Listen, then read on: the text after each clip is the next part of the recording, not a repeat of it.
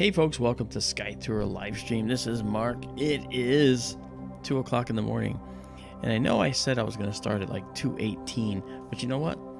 The penumbral eclipse is already starting. You can see the dark appearing on the upper left-hand side of the moon, and I'm going to bring in Darrell in a few minutes. I'm trying to get my connection to him to work, but I will bring him in shortly. And while we're waiting, you guys can just sit back and watch and listen to the music.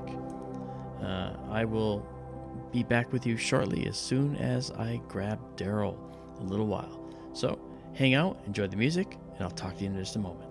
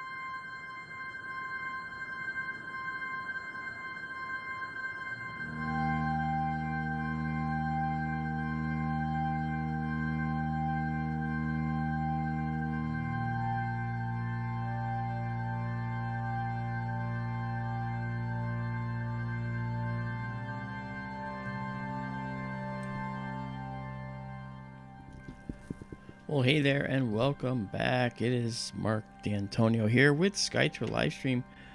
I am back. Hey there, how are you? So, yes, this is our lunar eclipse. It's the longest lunar eclipse this century. And we're going to spend the rest of the night on it as far as we can go. The last time we did this, we caught a meteor hitting the moon. And there was only 3 or 4 other groups on the planet that actually caught it. And there were 5 of us on the planet watching it at the exact moment and recording it. So we actually recorded the meteor strike the moon last time, and that was in 2019 on January 20th. It was beautiful. I'm going to try and call Darrell now, so if you'll hang on with me, I'll be right back to you.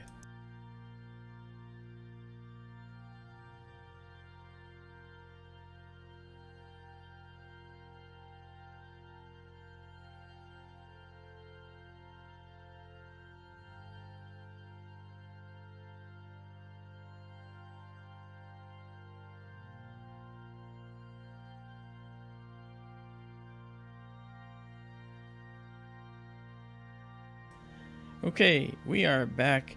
It's Mark here, and of course, Darrell Mason is with me. Hey, Darrell, how you doing? Hi, Mark. I'm well, thank you. How are you? Hello, everybody. I'm doing good. I think the moon has a bite taken out of it. It looks like. Yeah. When the moon hits your eye like a big pizza pie, it's the morning. That's right. That's right. Yeah, I figured that. Go ahead. Share screens with me, please. Oh, yeah, well, maybe if you want to. I don't know if it's, have you earned it? Have you, should you? Did you behave? I always behave. Yeah, that's true. All right, let's see here. Okay, let's do this. Misbehave sometimes, but yeah, we all do that. We all do that. I think this is the one we want right here. Yeah. better. Yeah. Hey guys, so welcome to SkyTour Livestream and welcome to our beautiful lunar eclipse. We brought this to you. We arranged for the moon to be an eclipse tonight just for you. I hope you enjoy it. Just kidding. I do want to show you a couple things though, being that our sponsor is FX Models. FX Models makes the most wonderful models of all kinds. They make lunar crater models. They make a moon model. And yes, I'm sorry, it's my company. I apologize. But I'm self-sponsoring, and it's because there's so much to show. And so I thought I would just give you an idea of what it is that we do. And to do that, let me just show you this right here. That's the SkyTour East scope behind me that you see. Darrell, I don't think you can see this because it's the wrong screen that's shared. But don't worry about it. I'll be back to you. But this, we make 3D we make 3D craters as one of the things that we do. All right, they're 3D printed in a way that doesn't have any of the jagged lines like you see on 3D prints. And what you do with these 3D prints, if you look, you can actually trace the rising and setting of the sun on the moon, because as you turn the crater, you'll see that it actually catches the light. And one thing that I can do is to kind of show that to you like this. So here you see the crater being turned, and you can literally track the crater shadow across the floor of Aristarchus crater. And this is Aristarchus. Right now, Aristarchus is up here in the upper left-hand corner of the moon. You can't even see it right now because it's in shadow. But before it was in the Earth's penumbra, all right, you can actually see it quite brightly. What you can't see, though, is Tycho crater down at the bottom here. That's right there.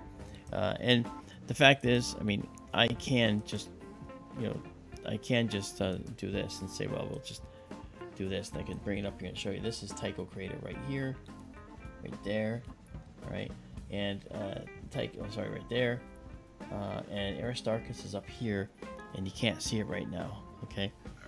Aristarchus is maybe my favorite lunar feature. I think it's a really cool crater. Aristarchus is the brightest feature on the face of the moon. That's right. That's right.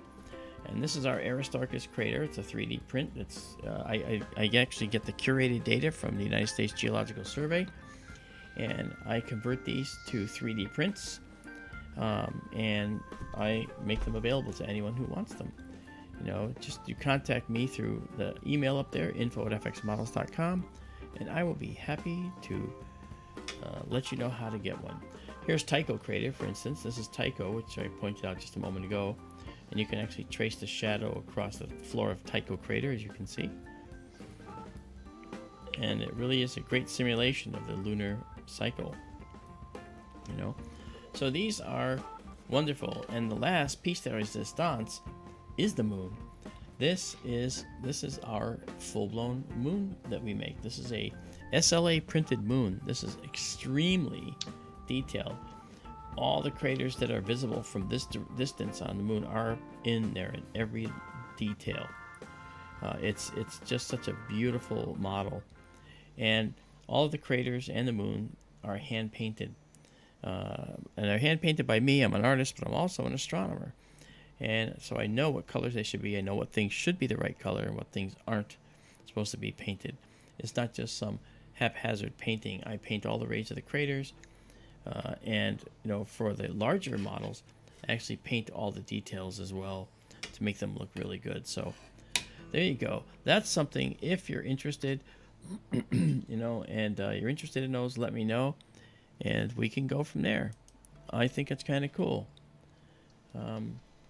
So I'll be right back in just a few minutes.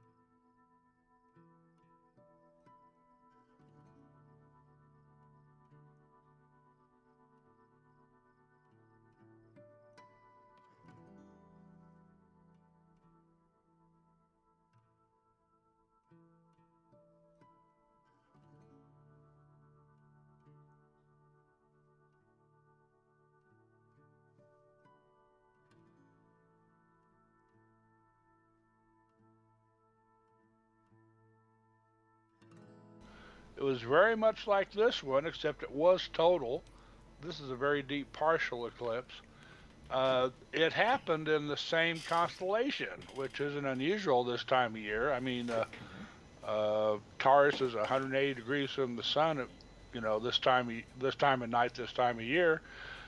And I set up a telescope in my front yard, and I watched the eclipse, and I took pictures of it. Now, this being back in the days of film, I got some really cool pictures, but they're all on film, and I've never had them digitized. Um, it was a really cool event. I sold a ton of images of the moon from that night. It was a very red eclipse, and I saw the neatest thing that night. When I was looking through the telescope, I could see it was a pretty rich star field behind, well, not terribly rich, but there were a lot of stars in the background. And I could see one star in particular was just to the east of the moon.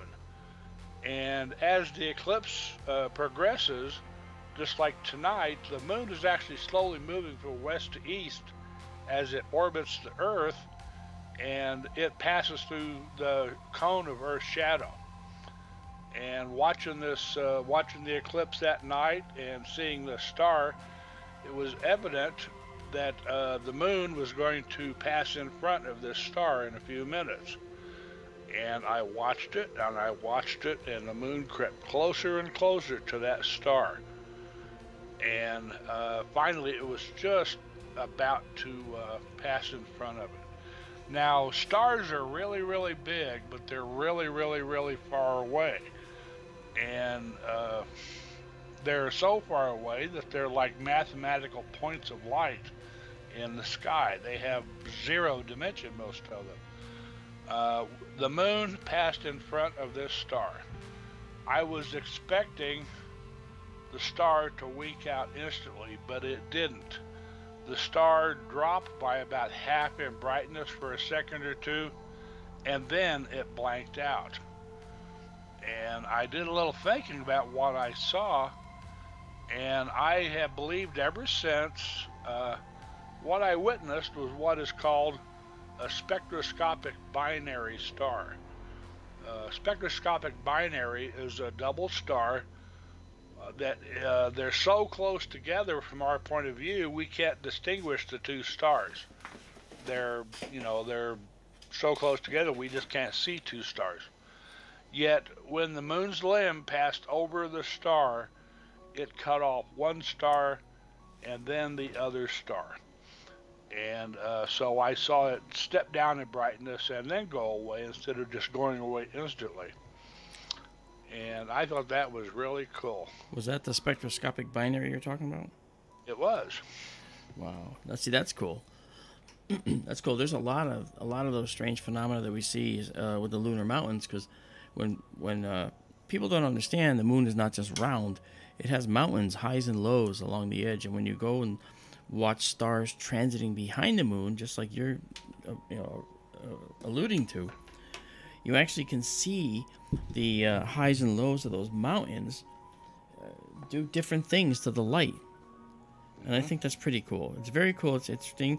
And we did, as an astronomer, we actually did exercises, and I taught people how to do things and figure out the heights of lunar mountains based on those transits. Really cool exercises.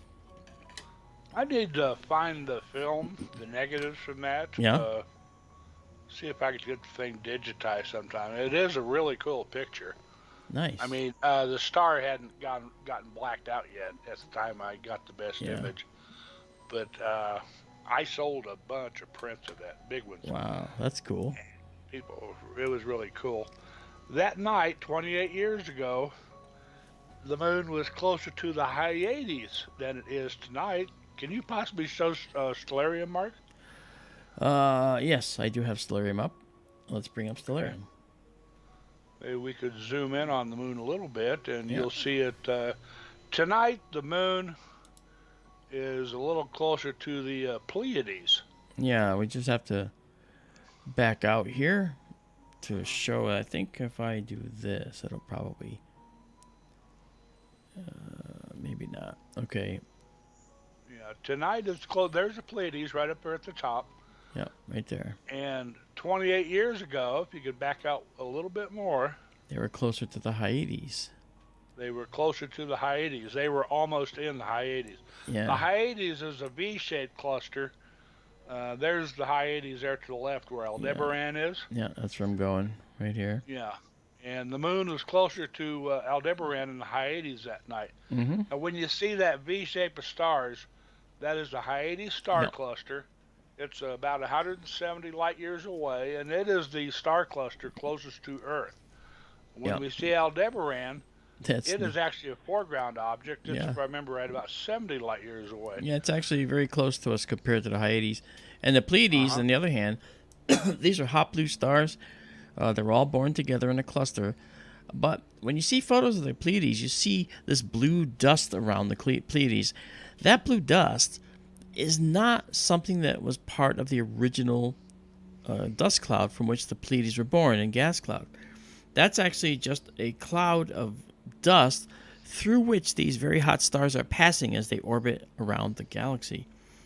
Really interesting, you know. Let's go back to the action here for just a second. Just a second, Mark. Okay, just a minute. We're just going to jump back to the action here to see where we are. Okay, there we are. I'm almost done. No worries, no worries. I'm going to just back us out a bit. I'm going to drop us down to auto size here so we can see the moon as it is in our field. All right, let's go back to this Stellarium, our beautiful night watchman. Okay, so there's the moon. There's the Pleiades up above, the Seven Sisters, M45. Hello, Fantasy. Can you drag the left over a little bit so we can see the Hyades again, Maybe so. please? There's the Pleiades right there. And here's the Hyades right here. Okay, just a little bit farther. When you see the Hyades star cluster, it's a V shape like that, and that is actually the head of the bull in Taurus, that V shape. Yeah, I'm going to That's bring his that up. chin pointing to the left, and when you see Aldebaran, which is a bright reddish star, that's the bull's eye. You can see that. And then the horns keep going up to the upper left from there. Right. And it's down there where the Crab Nebula is located, I believe. Yes. That's an object that we looked at, and my gosh, it is so incredible. When the moon goes away, guys, and we look at that supernova remnant, you're going to see filamentary structure on it like no tomorrow. It's absolutely stunning. It is. Yeah. And since Mark tuned up the telescope, we looked at the crab recently in just more detail than we've ever seen in it before. Yeah, and the Rosette Nebula, if you look on our server, which Cypher 2 had to leave earlier, but basically Cypher 2 put the link to our free online server where you can go up and get all this stuff we take photos of for free. You can actually go look for the Crab Nebula, which is Messier 1. You can look for the Rosette Nebula. You can look for... Just a second, I'll post it. Okay, if you got the link, sure. We do have high clouds out in Arizona right now, so that's why we're seeing it like this. But the moon has a bite taken out of it, so we're looking at some really nice imagery here tonight. This looks great. Okay, here it comes.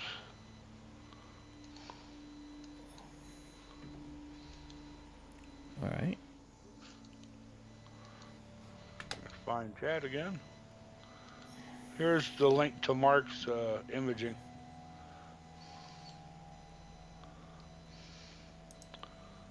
And hey, great minds think alike. Isabella just posted it too. Isabella, that's Isabella over there. And I got to tell you, Isabella Melamed from Sofia, Bulgaria, she's one of the finest image processors. She takes our images and turns them into these beautiful imagery as well. And she does a fine job. She says she's only learning, but if you look at her results, you wouldn't be able to tell. The other thing, Isabella, I have to compliment you on and praise you on is that you have been going through and actually adding up and making chronological tables of contents for our videos. I saw you doing that in our comments on the videos. And you did a really nice job, and I want to thank you publicly for that. Fantastic. Fantastic indeed. I do want to say hi to all of you that are here. Welcome to the post, or to the stream. I'm hoping that we'll be able to see some really cool imagery as we move forward into the night here. It's going to get really interesting, I believe, as time moves forward. And we will enjoy this time we have together. I think that I'm going to do a quick shot, just a very fast shot with our all sky cam. I do want to take a picture. Sorry about that if it blew out your eyes. It's just a 2-second shot. Okay, and you can see that there's clouds around. Okay, but when the moon goes into the deeper part of the umbra of the Earth, this all sky camera will have a very different look to it. It won't look the same at all. Okay, so there we go. Starting to look like an eclipse now. Yeah, sure is. It's happening fast. Yeah. And this curved area here, this is a projection from the Earth's curve that you're seeing on the moon. So that's kind of that kind of gives you an idea of how big the Earth is from the moon. Yep, that's one of the things that clued in the ancient Greeks to the fact that the Earth was bigger than the moon. That's right. And that they were both spheres or spheroids, not flat. Yep. This is another flat Earth defense there too. Yeah, well, we can avoid that, can't we? I hope so. Yeah. I'm sorry, I shouldn't have brought it up. No, you can. You can. People that believe in a flat Earth are welcome here. They're just not correct. That's all. Yep, they're not right. You're wrong, but it doesn't mean I still don't still like you. No, I don't mind people having opinions at all. They can have an There are opinion. opinions and there are facts. I know, and that's my point. And the thing is, if you walk around, if people that believe in a flat Earth want to walk around believing in being science free and free of science, right? Well, if you're science free, then you're free to make up all the non-science you want, which is nonsense, basically. I think that's where that word came from. Nonsense came from non-science. And if it didn't, it should have. So, in any case, we're having a great time just hanging out, watching the beautiful moon. So that's kind of cool. Mark, JCSO asks you a question. Okay, we see a dark image. It needs to brighten so we can see the contrast between light and dark. Well, I can do that if that's what you wish. I might be able to handle that. Let's see if we can do that.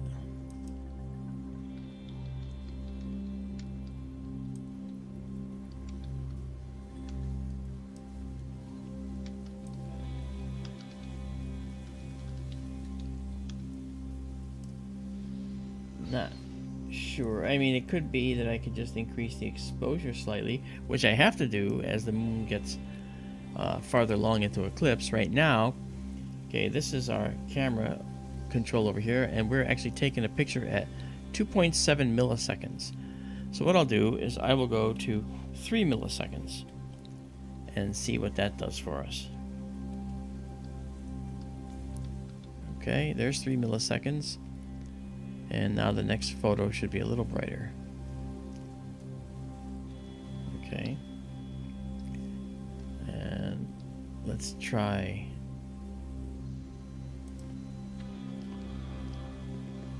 Let's try that.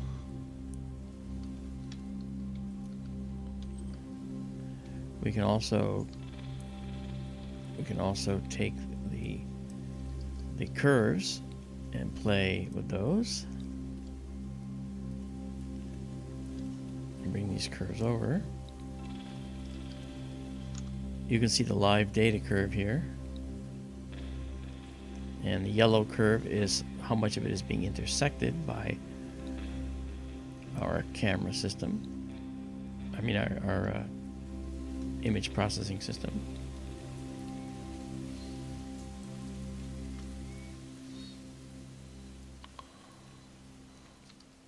So if I bring it over, okay, all right, you can see that we're going to see more and more of the faint shadow. All right, that's in there, but then we're going to overexpose this other area.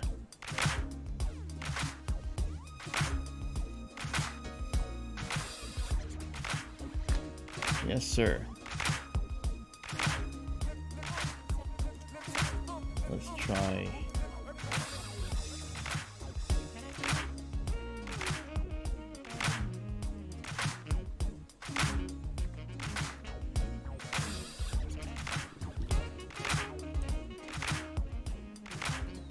Okay.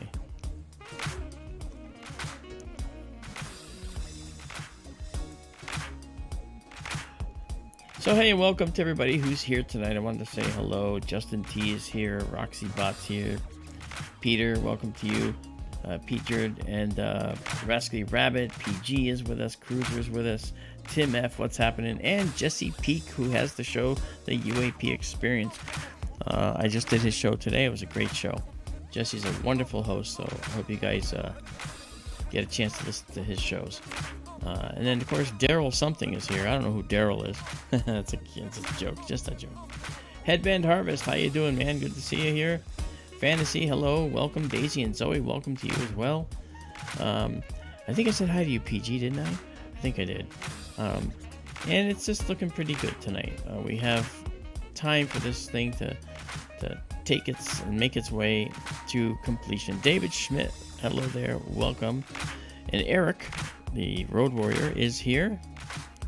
Good to see you. And we will be talking to you as well later on. JSCO, what's going on, brother? Nice to see you. And I think I saw Donald Kunzer is here as well. Nice to see you as well.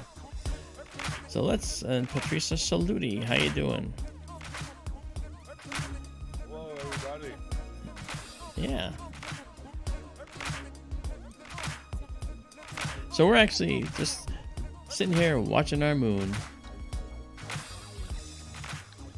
Just make sure we're centered up. Yeah, we are. That's good enough.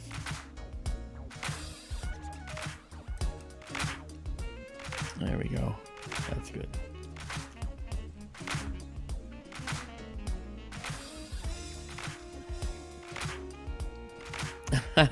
Nyquuladas? That's funny. Hey, there's Eric now, American Road Warrior.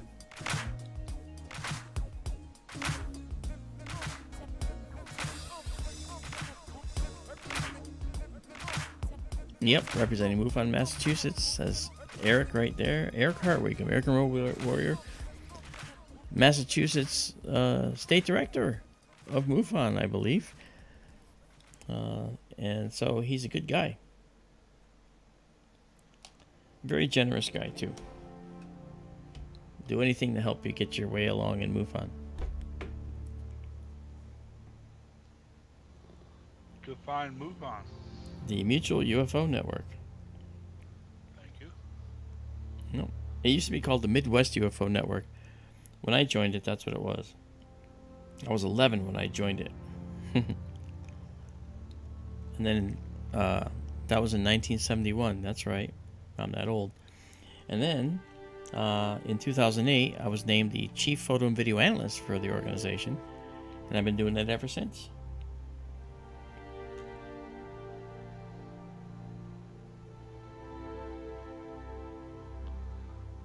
I would belong to any club that would have me for a member. Groucho Marx. Groucho Marx, yeah. I wouldn't belong to any club that had me as a member. Had me for a member, yeah. That's funny. Yeah. Let's try some things here. Interesting. I'm noticing that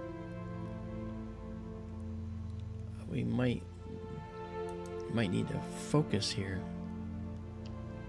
Kind of looks soft, doesn't it? A little, yeah. Which is odd because it's only because of the temperature difference. A little pixelated too.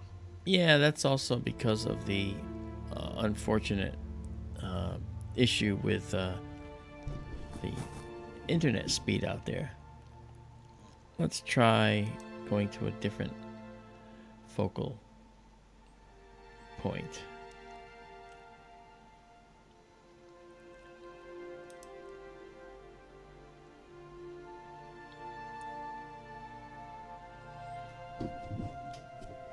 Okay. Oh, we have clouds going over too. That's the problem. Yeah. You can see them, and that's causing a problem as well. I focused on stars before I focused on the moon, or before I looked at the moon. So we have clouds, and that's causing this to look a little bit bad. So I think we are stuck with that for tonight. I don't like it, but it is what it is. Yeah. But no. I might stroll out in a few minutes and take a look myself. It was pretty cloudy here last time I looked. Yeah. I could see the moon, but it was a real high thin cloud cover, and it was really cutting into the detail. Yeah. Well, let's try something.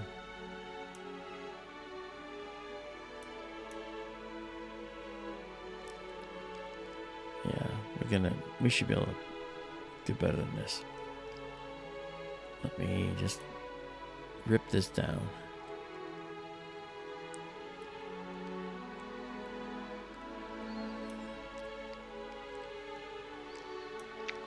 Hopefully it'll turn red when we get close to total. It's gonna. That's what I'm pretty sure it's gonna do that. Actually, I know it's gonna do that. It's gonna be pretty deep red in here. Every eclipse is different. I've seen very red ones. I've seen some so dark that you can barely see the moon. Yeah, it's gone deeply behind. Okay. We had total lunar eclipse happen just before sunrise here a couple of 3 years ago. Okay. During the winter too, and I mean the sky was getting very bright. Mm-hmm. But the moon was very red still, and the sun was just about to come up. Okay. It looked really cool. Wow. Big nice contrast with the snow in the mountains too. Very nice.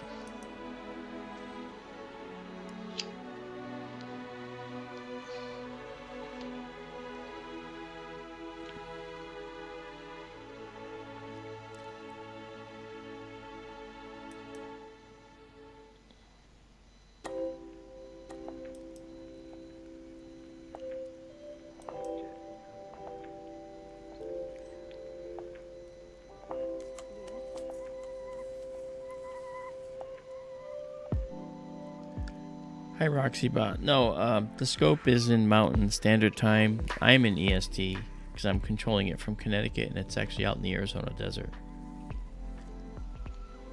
I'm in Mountain Standard Time. And you're there, yeah. Which is the best time zone. Well, if they would just stop doing time zones altogether, that might be better. You know? Oh, time zones come in handy. I just, I'm not a fan of daylight savings time, as I've said before. Yeah. I don't like to go back and forth. I just...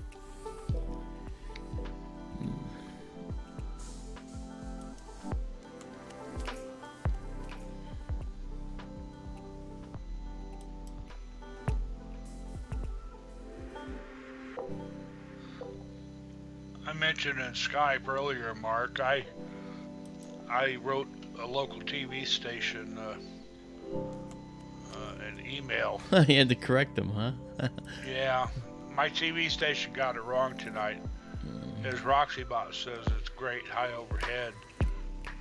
They had it practically setting behind Pikes Peak in their graphic, and what they were telling people was, well, you got to look west right over Pikes Peak, and that's silly and it's completely wrong. Yeah, I mean, I don't know that people need to be told where to look for the moon. Number one, that's already a mistake, you know? Yeah. Well, a full moon by its nature, we've talked about this in the past, a truly full moon is 180 degrees from the sun. And you've got the meridian, a line in the sky, like right ascension, that passes from north to south and goes straight overhead. And a truly full moon, by definition, will be on that meridian line at local midnight. Right. And the midpoint of the eclipse should be at the actual moment of opposition, when the moon is opposite the sun or 180 degrees away. Right.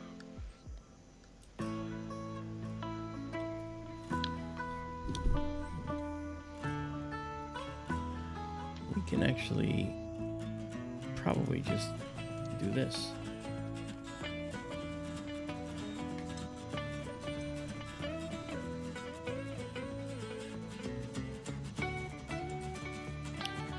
See, our telescope is a wide field system, so if you look at this image here, this gives you a good idea.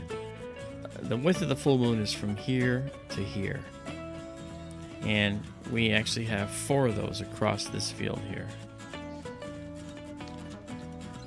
Okay, and then we have 1.5, 3 of them this way.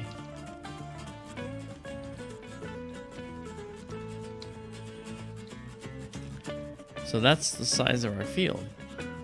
4 moons by 3 moons. Hello there, Starseed. Hey, weird guy. Yeah, it'll turn red.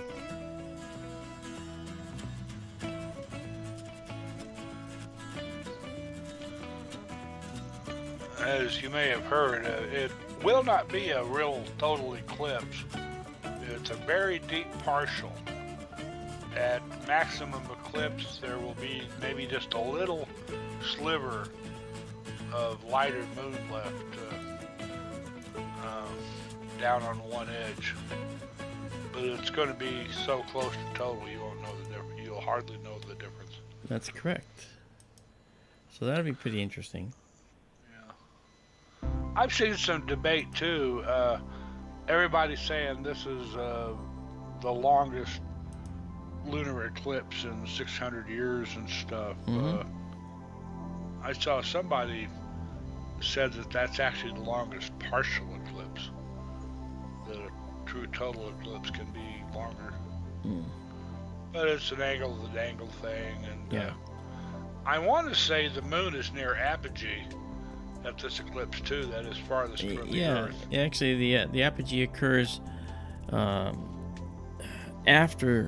after the eclipse occurs. I think the apogee occurs. It's at the end of it. I'm not sure. I think that's what I read. I didn't, because the moon is a little farther away than what you might say average or usual. That's one thing that's making it last longer. Moving slower in the sky. From our point of view. From our point of view, right. Let's see here. Let's try something. What if I do this? Let's go up to 50. Okay.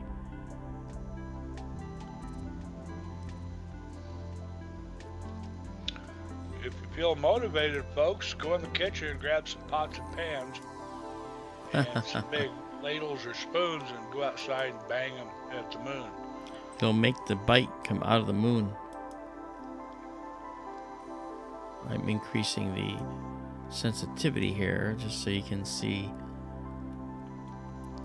You can see kind of the coloration. This is just a little bit of a bleed from the darker part of the Earth's shadow that's out here still, but heading toward the inside of the moon. Here's the curve. Basically, this curve is a compound result of the Earth's curvature plus the moon's spherical nature. But it's a direct projection on the moon, so for all intents and purposes, we're seeing the curve of the Earth right here. Yeah. And that is what the ancients saw and figured out that the moon is bigger than the Earth. Right.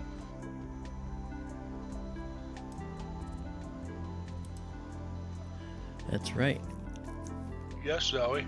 Daisy and Zoe. If they're on this side of the planet, they can certainly see it. Actually, they'll see it. Let's see. If they see it right at the very beginning, they'll see it for 2 orbits, maybe 3.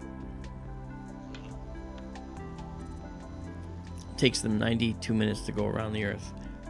So this is lasting until just about. Well, it's starting for me. It started at just about 1 a.m. It's 3 a.m. now, and it'll be over by 5:40 a.m. But we're probably going to stop before that. We're going to go through all the red part. It's going to get a lot redder. You know, it will be much redder than this. So, weird guy, don't worry. That's coming. Weird guy, I saw a good YouTube video article about that the other day. Yesterday, maybe? A day or 2 ago. The gravitational events are becoming quite common. And they're actually seeing more than they ever expected to. Which isn't a result of more gravitational waves happening. It's the result of technology being able to detect them easier. The one video I saw, they talked some limitations on the system that, if I heard them right, I think constrains like their lower and upper limits they can detect. Kind of got a little over my head. What did they say? I knocked my earpiece out when you said that. Oh, don't quote me. The design of the LIGOs and the Virgo and stuff, it may place constraints on what size objects they can detect. Oh, what size events they, really small black holes or really big black holes. So there's a sweet spot there where it's better at seeing them, I think is what they said. Well, they may have to do something like create a large long baseline by they may have to create a very long baseline system, but they can't make it too large because then the curve of the Earth can get in the way and cause distortions, which they can correct to a point, but the detectors are not massive, you know. They're only on several acres of land. They're not on hundreds of miles of land, which would be cool if they were, but who is gonna do that, you know? Glendon Howell, how you doing? Chesapeake, Virginia. Oh, overcast. Well, thanks for coming in. Cody Morgan, welcome from Southern Illinois, I see. That's fantastic. Thanks for joining.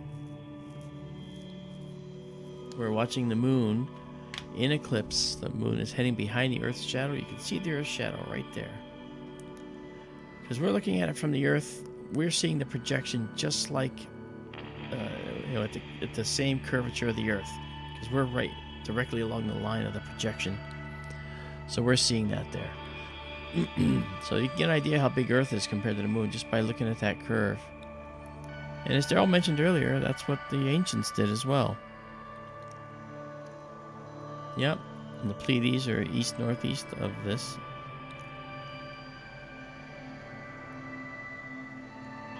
You know, you talked about the crater Archimedes on the moon earlier, or not Archimedes. Aristotle. Aristarchus. Yeah. What's Aristarchus famous for? I don't know. You tell me. He was the first guy to figure out, I think is a story, that he was the first to propose that we live in a sun-centered system, not an earth-centered system.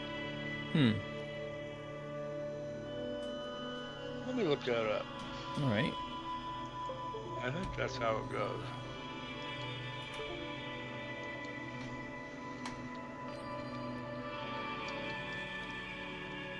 Aristarchus Samos.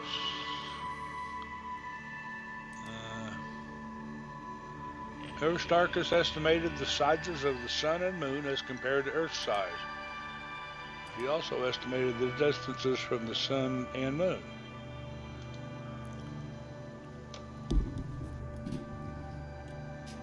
Okay. Yeah, and he proposed the first known heliocentric model, that is sun-centered. Placed the sun at the center of the known universe, or the solar system nowadays, with the Earth revolving around the sun once a year and rotating about its axis once a day.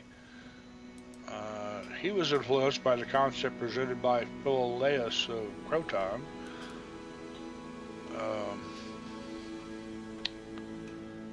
Blah blah. Did you say Philolaus? Yeah, Philolaus.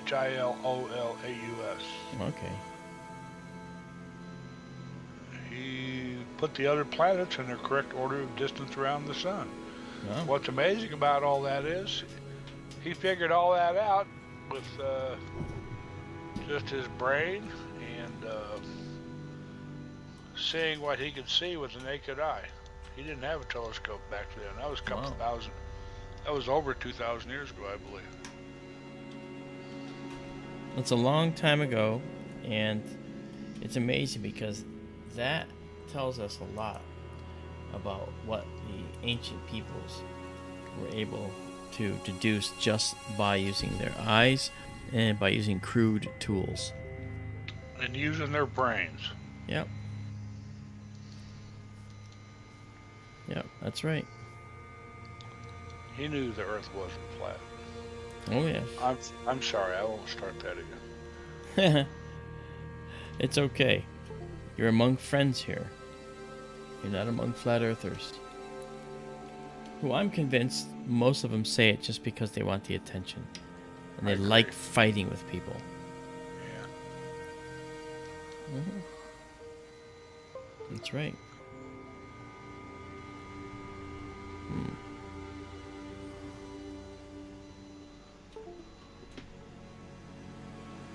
Daisy and Zoe say that a dragon is swallowing the moon.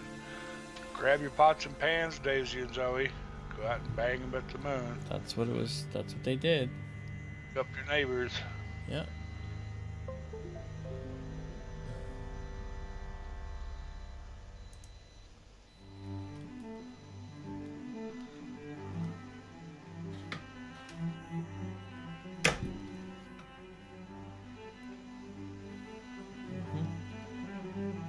Beautiful. Roxy Bot says it's good to see Betelgeuse is bright again, and it is, of course. Yeah, it is. That's right. Boy, Interesting with how dim it actually got. yeah. With the time change too, back to standard time, and with us creeping on around the sun in our orbit day by day, Orion is now well up before 10 o'clock at night now. Yeah. And, Sirius is up early too. Mm-hmm. And talking about bright again, that reminds me, I have been trying to look at the star Algol in Perseus whenever I can. Yeah. And that's another thing that they noted back in ancient times. The star Algol in the constellation of Perseus, a little bit north of where we're looking here in Taurus, northwest maybe. The star Algol, it means the ghoul or the demon star, represents the head of Medusa, the Gorgon, that Perseus cut her head off, and she was the gal with the snakes for hair. Yeah. So ugly it would turn you to stone if you looked at it. The ancients actually noted that Algol changed brightness, like day by day or night by night. That's actually every couple of days. Hmm. And Algol is called an eclipsing binary. Right. That one star passes in front of the other one, I guess, and cuts off some of the light from the brighter of the two stars. Yeah. So it varies in brightness, and the ancients actually noted that also Hmm. thousands of years ago. And if you watch it regularly, you can actually see the change. Yeah, I mean, that's the thing I talk about all the time is that the universe is dynamic. It doesn't just sit still, it doesn't just do nothing. And we always see changes going on. For instance, you know, when you see nebulae that we look at, sometimes we show these beautiful nebula that we catch with the Sky Through a live stream telescope. And sometimes those nebulas look different. One in particular that changes often and rapidly is Hubble's Variable Nebula. And that's coming up. I actually took a picture of it from Arizona here. I'm in Connecticut though, like I said. Arizona is, the telescope is 2,500 miles away. So I'm running it remotely from here. And it's really astonishing how well it works from there. But we don't have Starlink out there right now. So things are a little bit slower. We have it on order. But Hubble's Variable Nebula changes over a period of days, a number of days, tens of days, I think. And you can actually see the brightness of the nebula change. And that's because it's a star that has a bunch of dust circling it, possibly dense asteroid fields. And as they circle the star, they block some of its light. And that light no longer reflects out here on this other cloud that is visible to us. We can't see the star inside this nebula region, but it's got this dust going around it. And as it does so, it changes the light that reflects on this outer nebula. And we can catch that over a period of days. It's We really have nice. done that in the past, yes. Yes, we have. Yeah, last winter. Hmm. Hubble's Variable Nebula is in Monticeros, correct? That's right. And yeah, we have watched it in the wintertime before, and you look at it one day and then you go back and look at it a few days later, and it's remarkable how fast something like that changes. That's right. That's exactly right. You know?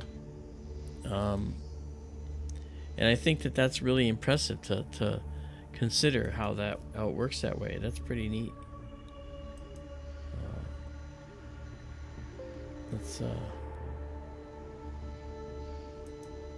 Let's do one thing here. Be gone. Thank you. All right. Yeah. So that's cool. 13 mentions maybe we'll see the other moon, a rock that broke off the moon. I guess that's the popular theory that's been flying around just recently. I know they've been talking about that moon for years.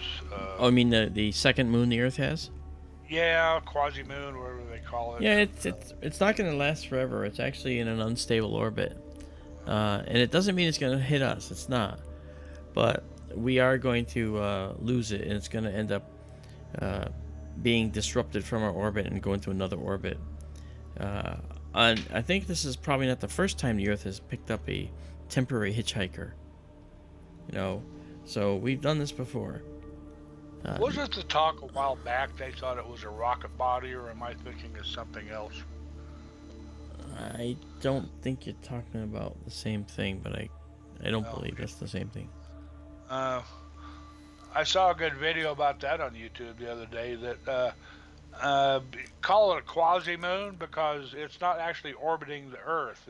It's orbiting the sun, but it's out in an orbit where it's sort of like a Lagrange point where it tends to hover in one place. Yeah. But it moves in sort of a bean shape. Yeah. Out in the same part of its orbit around it the is sun. strange. It's strange. Hi, Carmen. Hi, Marianne. You're right. I mean, it kind of has a strange orbit. It's sort of we call it a shared orbit. It actually is subject to the sun, the other planets, and the Earth, and it has this weird orbit that's not an ellipse. It's more of a strange kidney bean, as Darrell was saying, shaped orbit that it goes through. Really strange, but it's only temporary. We're going to have a problem with it in the future. Not us, but it will not be.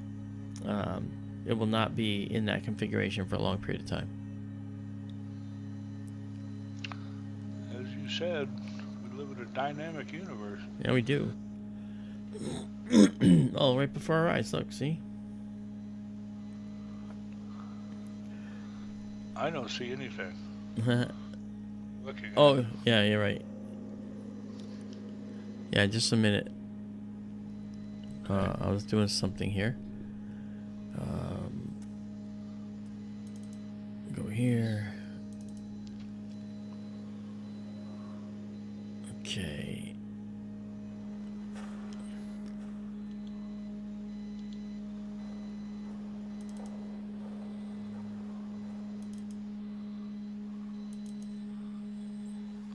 Okay.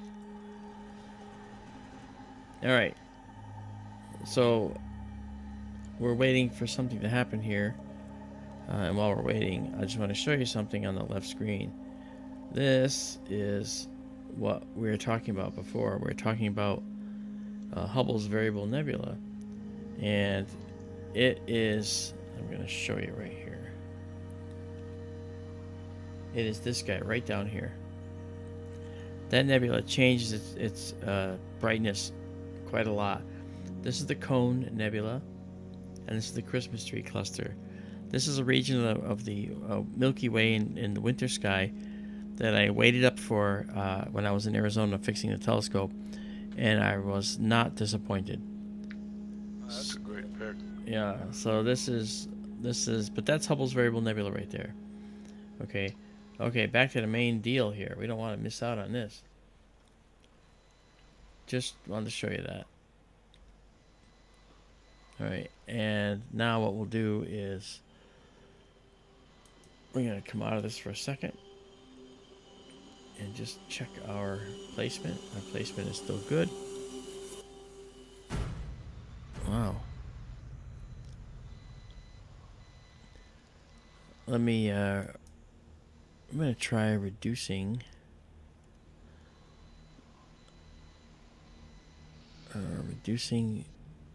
our gain to try and maximize our detail here. The full moon, it's almost like the full moon doesn't end up having a whole lot of detail on it because it's so washed out because we don't have shadows anymore. You know, but that's okay. Hey, C&D boy, how you doing?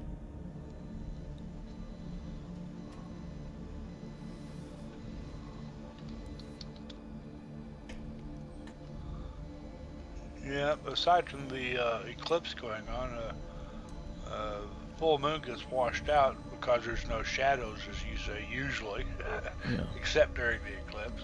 And when you don't see shadows, you don't see the surface detail, the roughness of the moon. That's right. And interestingly, if you see a half-lit moon, like a first quarter or a third quarter moon, Yeah. and compare that to a truly full moon, Night and that day. you're seeing both halves lit up, it's not twice as bright, it is 9 times as bright. Mm-hmm. Precisely because there are no shadows. Yep. All the light hitting the moon is basically coming back to your eye, is what he's saying. Yeah, this is, and here's your dramatic music, by the way. This sounds like music from like 2001: A Space Odyssey.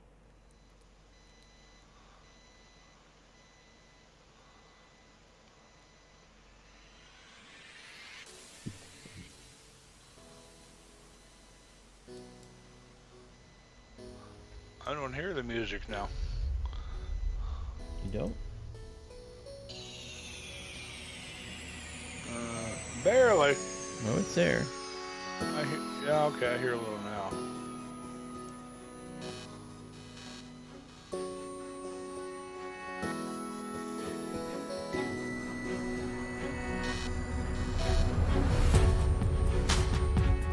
I think you can hear it now. I can, yes. Okay. It's going fast.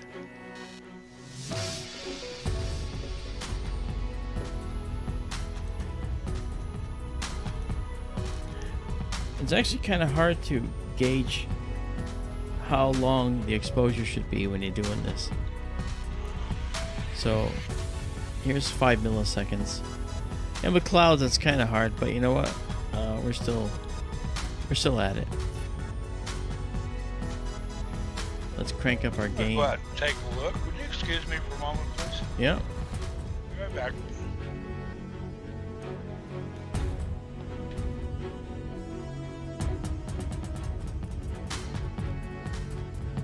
He has a good idea. I'm going to step out and see if I can see anything. I probably won't be able to, but I'll be right back. I'll let you know.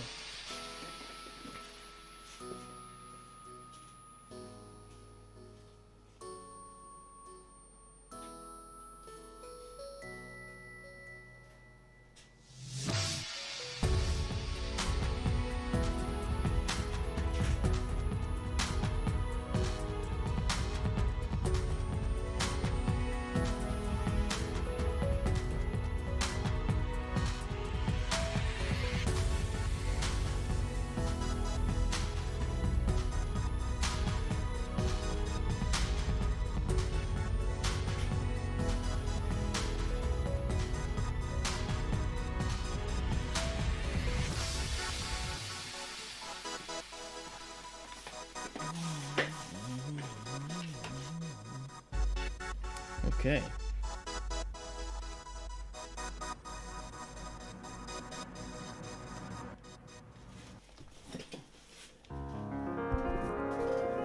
All right. Let's try something now.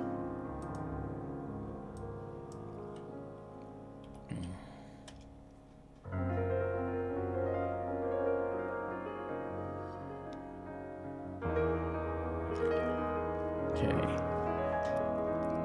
We're overexposing so we can see the orange part of the Earth's shadow creeping in over here, as you can see.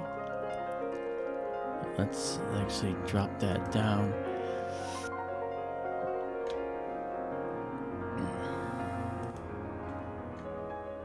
All right, we're going to take that down to half that, 500 milliseconds. So half a second. And there it is.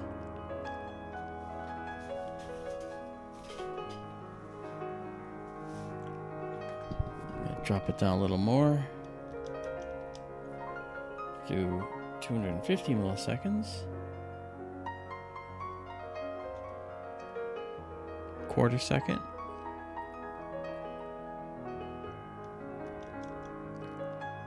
And we'll find the magic number. It's 100 milliseconds. There we go. That's starting to look nice. That sort of gives you an idea what we're looking at.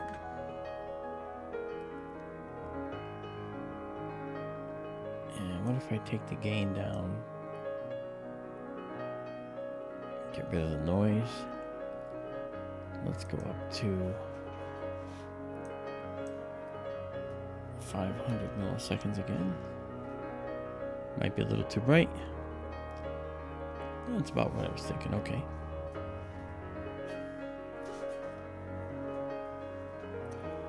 You can clearly see the spherical nature of the moon here, without a doubt. That's pretty. Hey, see a little red.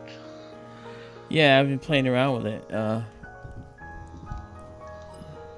Because I looked up at the moon here and I could actually see some beautiful red So this is what I saw when I look up here. This is what I see. Looks just like this here in Connecticut. Still high cloud cover here. I can see the moon through it, but it's really cutting back on the detail and just a little white slivers like you see there, and I did not see any red. Yeah. Hello, Renee Cruz. Hello, Louis Tay. How are you? Louis Ta? Louis T.A. Pam Strutman, how are you? Oh, you're welcome. I'm glad to do this for you all. It's very cool. It's getting dramatic now. You can see the curvature of the Earth right here. This is the projection on the moon. Even though it's spherical, from our point of view on the Earth, we see the curvature of the Earth just like it is because we're at the Earth. We don't have a perspective effect to worry about, so we're seeing it a near direct projection.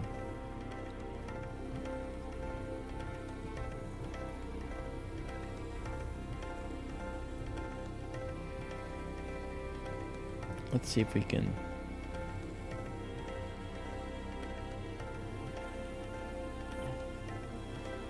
Let's do this. There we go.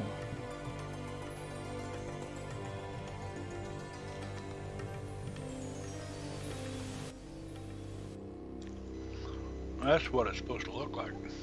Yeah, that's the photo, and we'll save that. Oh, okay. Yeah, I just took a snapshot of it. And then save exactly as seen. And then we can come out and look at it. This is the live view. And if we go to a little bit, let's say 750 milliseconds, we might get a more orange at the top. Yep.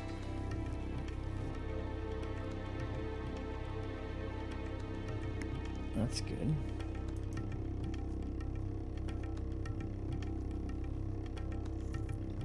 Oh, PG, she's clouded out. I'm sorry. I'm sorry you're clouded out, Petita, but it's okay. Not here. Here we have the ability of checking it all out.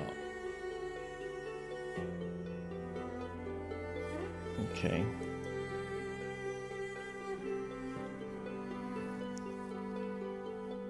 Keep an eye on this area. If you see any white dots that appear out of nowhere, you'll witness a meteor striking the moon. They're actually fairly common. Let's try to go to 1 second and see what that does. It's gonna be pretty bright.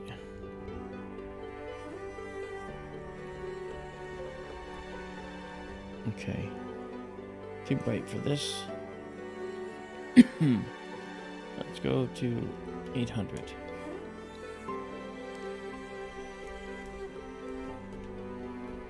There we go.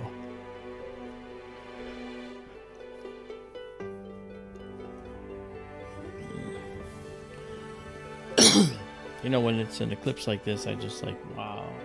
You know?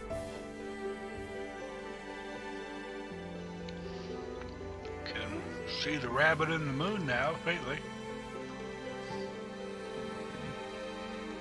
You know, I could never see the rabbit in the moon. Really? Yeah. Oh. Hey there, Dennis Westholt. How are you? Well, it's faint, but I can make it out here now, though. Dennis is asking about the beeping in the background. I know what he's talking about. It's your microphone setup and computer. It's going. Yeah, it's like a beeping in the background. That's what he's referring to.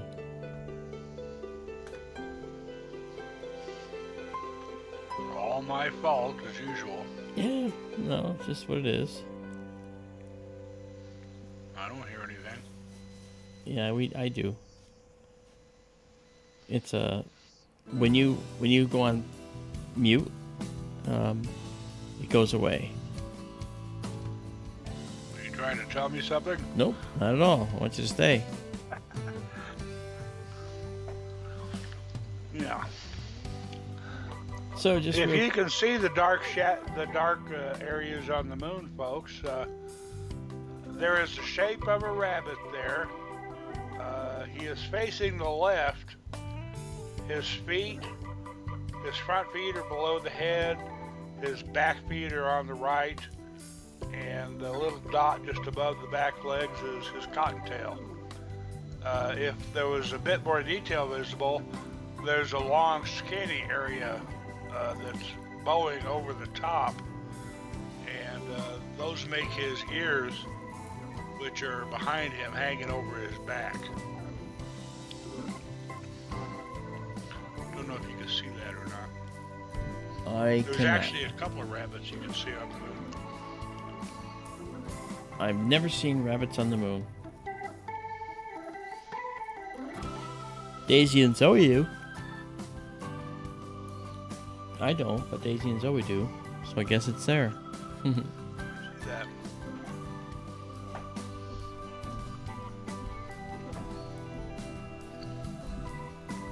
There's another rabbit if you look at it the other way. What looks like his back legs in the rabbit that faces left. You see that kind of V shape. Those make the head of the other rabbit, and the ears are pointing down toward the lower right, and his body is to the left. It's getting markedly redder now. Look at that.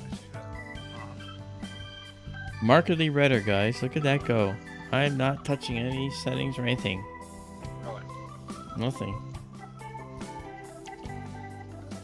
That's really pretty. Gotta take a picture of that.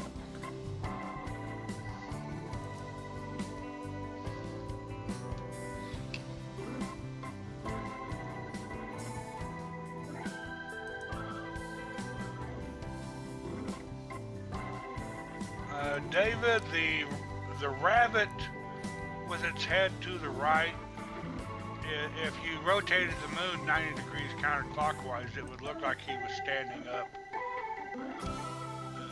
That view, it's like he's sort of lying on his back. And the other one, the rabbit is, as somebody said, it looks like he's jumping. Yeah. The rabbit with its head to the left.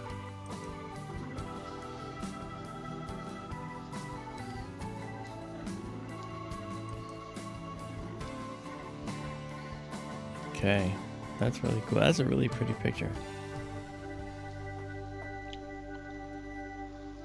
That's pretty amazing. It got markedly redder within seconds, and I had not touched anything.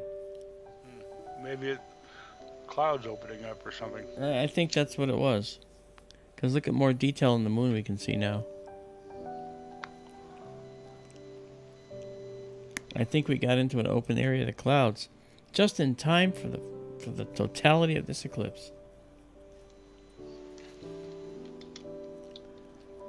Again, keep watching because this is an 800 millisecond exposure each time. That's just under a second. Anything that happens in that time we'll see on the moon. So if something strikes, we'll see it.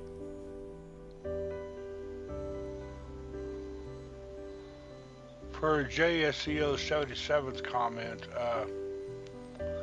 the moon doesn't always perfectly cover the sun during a solar eclipse. Oh, that's true. Sometimes you see a ring of sunlight around the moon at the midpoint of a solar eclipse. That's called an annular eclipse, which annular means ring shaped. I saw a really cool annular eclipse down in, I was just north of El Paso, Texas back in 1994, I think it was. Yeah. Sometimes that's a deal where the moon is relatively far away and it can't cover the disk of the sun. Sometimes the moon is relatively closer and the sun is relatively farther, Mm-hmm. and the silhouette of the moon can completely cover the sun. Yeah. The eclipse in 2017, the moon was big enough to cover the sun, but just barely, and we only got 2.5 minutes or less totality. The eclipse coming up in 2024, the moon is going to be relatively closer and the sun farther away. That April 8th, 2024, I think, and they're going to get much longer coverage, totality of the solar eclipse.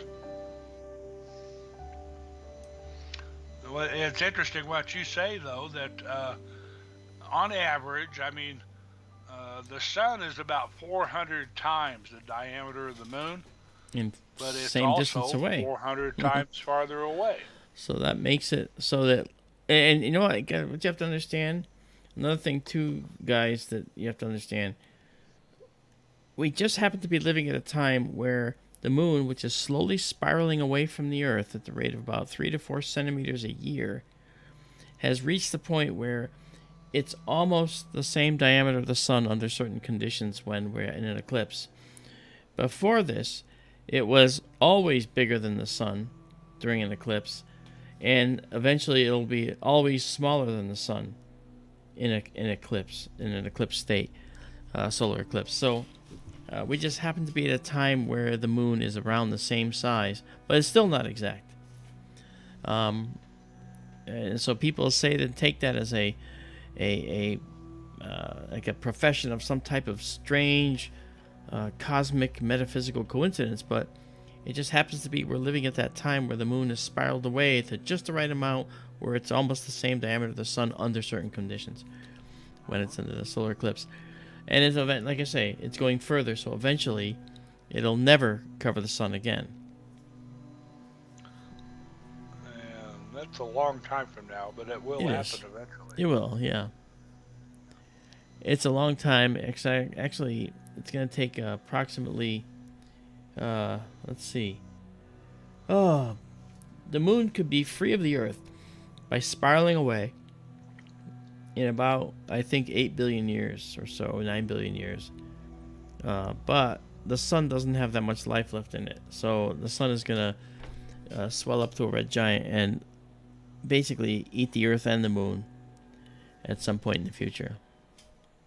Yep. Look at this guy. This is nice. And I think we got some clarity. We see the variation in the moon's size and the sun's size now because the elliptical orbits of the Earth around the sun and the moon around the Earth. So sometimes they're closer, sometimes they're farther away. Yeah. The moon is slowly moving away from Earth due to the moon robbing energy from the Earth due to tidal effects and the conservation of angular momentum, so that the moon is slowly moving farther and farther away. Yeah. As somebody said, about 2 centimeters a year. Yeah. It's actually, the measurement's like 3.8. But who's counting? The way that actually works is really interesting.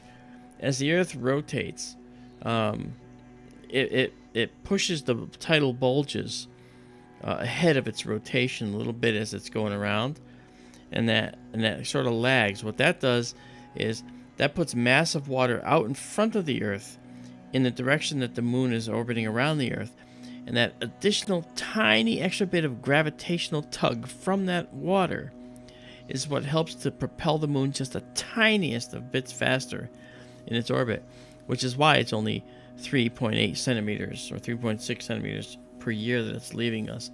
But that's called a transfer of angular momentum. The Earth's momentum is the mass times the velocity of something, right? Well, the Earth's mass times its velocity is changing such that what it loses, the moon is gaining. And so it's transferring this angular momentum.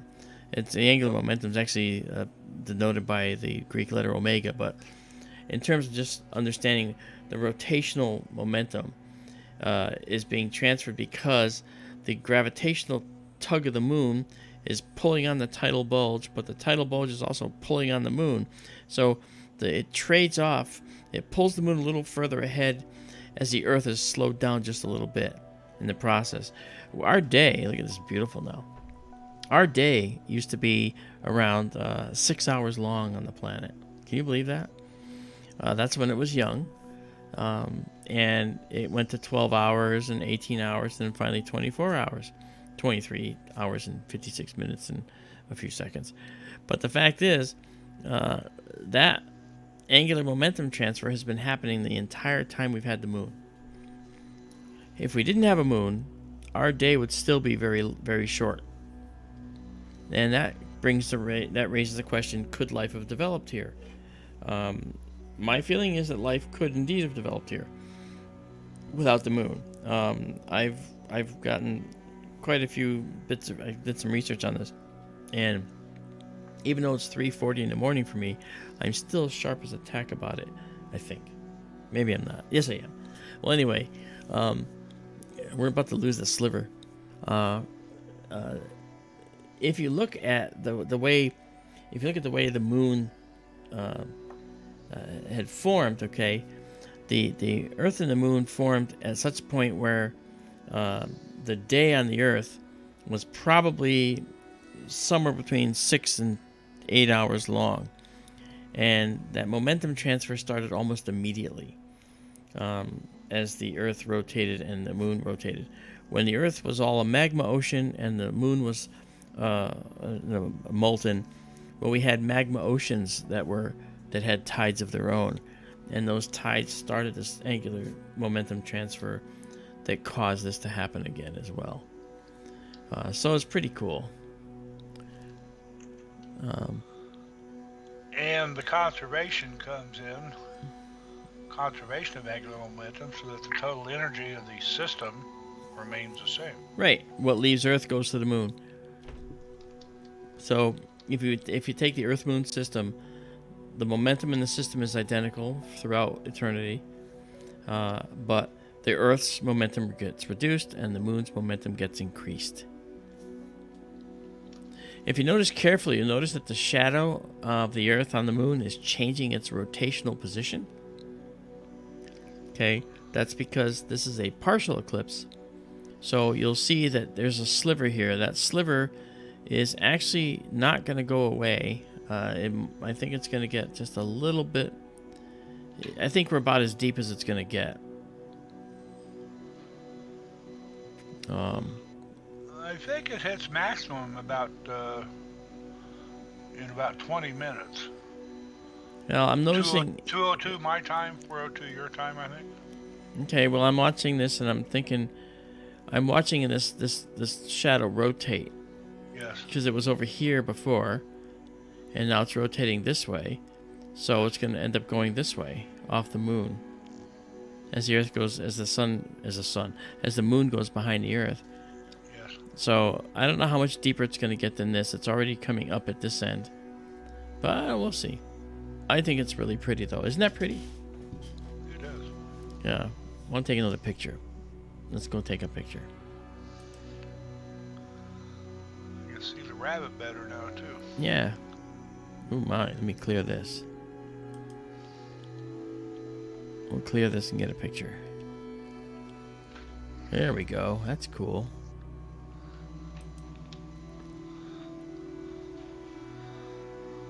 All right.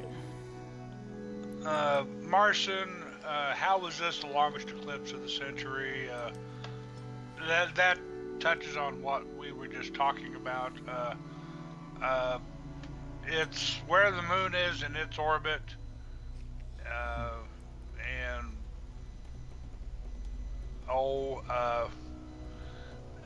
to clarify, it's the longest partial eclipse, at least, Yes. if not the longest period.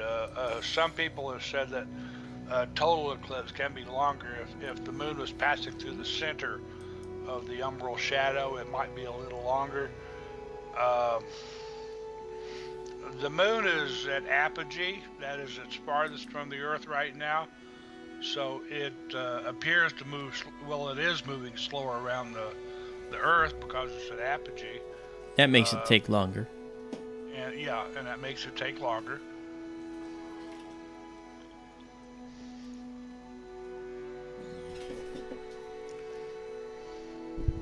This is kind of fun, don't you think?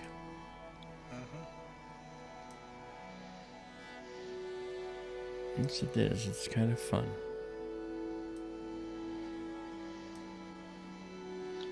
Yes, Martian.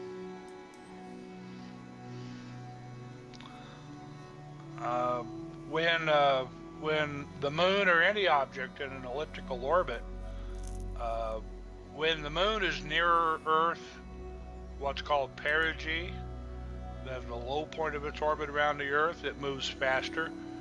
And when it's out at the far side of its orbit, at apogee, it's farther away, and the gravitational attraction is a little less, so it moves a little slower.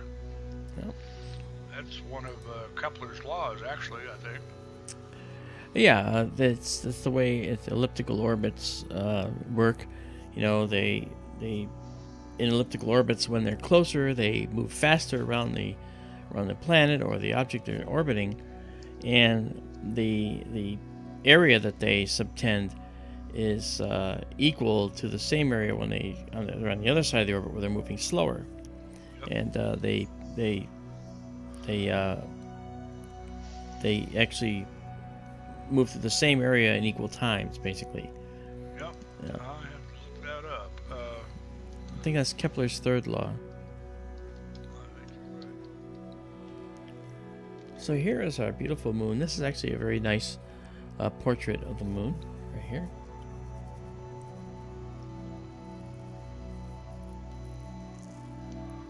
Kepler figured these things out over 400 years ago.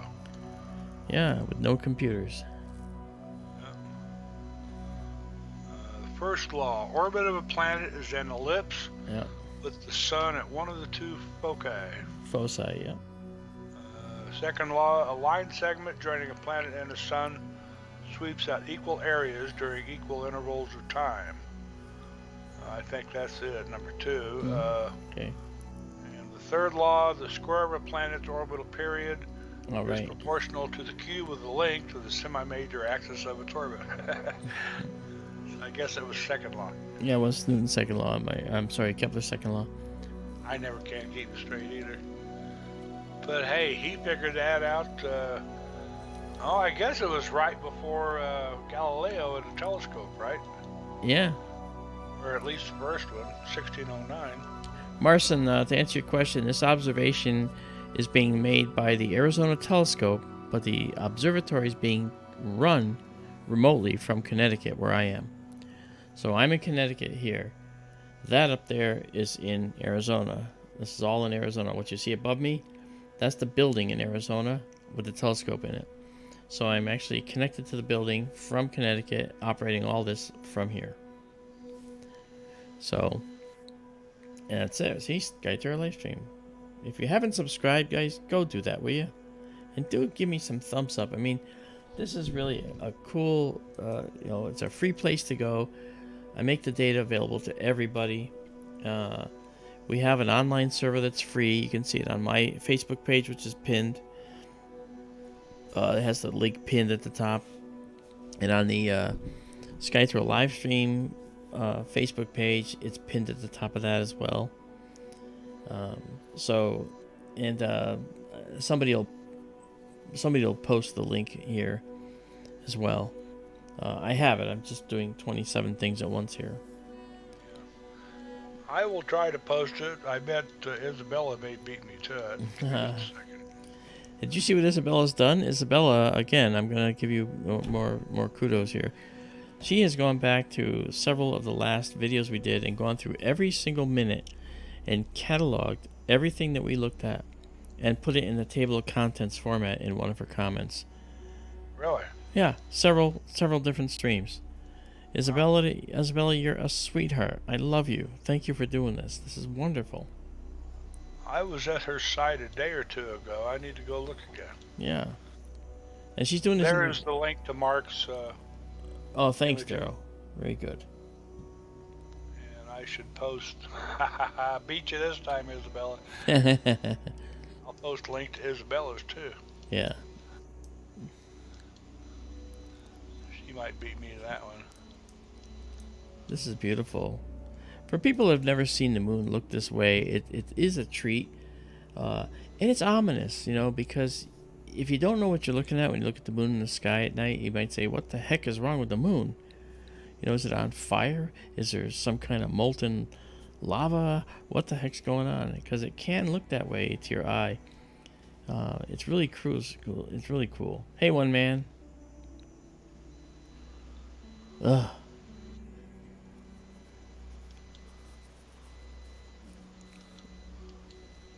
Yeah, they're quicker.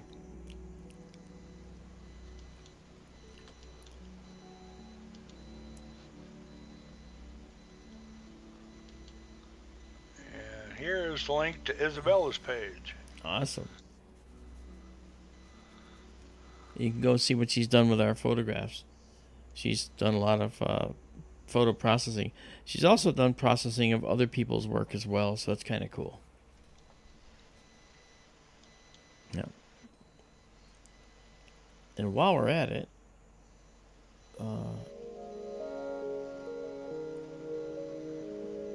I will just show you something else. I went through this before, but for people that haven't seen it, tonight's stream is sponsored by FX Models. They're creators of fine crafted models of all kinds, from outer space to inner space. That's the outer space to submarines and so forth. And yes, they're me. I'm the guy behind it. But we make these beautiful 3D craters that are available. They're 3D prints that are curated from the U.S. Geological Survey's USGS data. And you can see this is Tycho crater, for instance. And you can literally watch how the light plays across Tycho crater through the course of a lunar cycle. It's really quite spectacular to watch this. And they're in 3D, of course. They're made of ABS plastic. Actually not. They're actually made of very strong resin, and they're painted by hand. Here's Aristarchus crater, the brightest feature on the moon. This is called the Aristarchus Plateau. It's actually right about, I can show you where that is. It's right about here on the moon, actually right there. That's Aristarchus under that point right there. That's this crater. And it's the brightest feature on the moon. And these craters are also available. And it's not just Aristarchus and Tycho. You want a crater? You have a favorite crater? We can print any crater. We can get any crater you want. We have access to the entire moon. Oh yes, we're not slackers.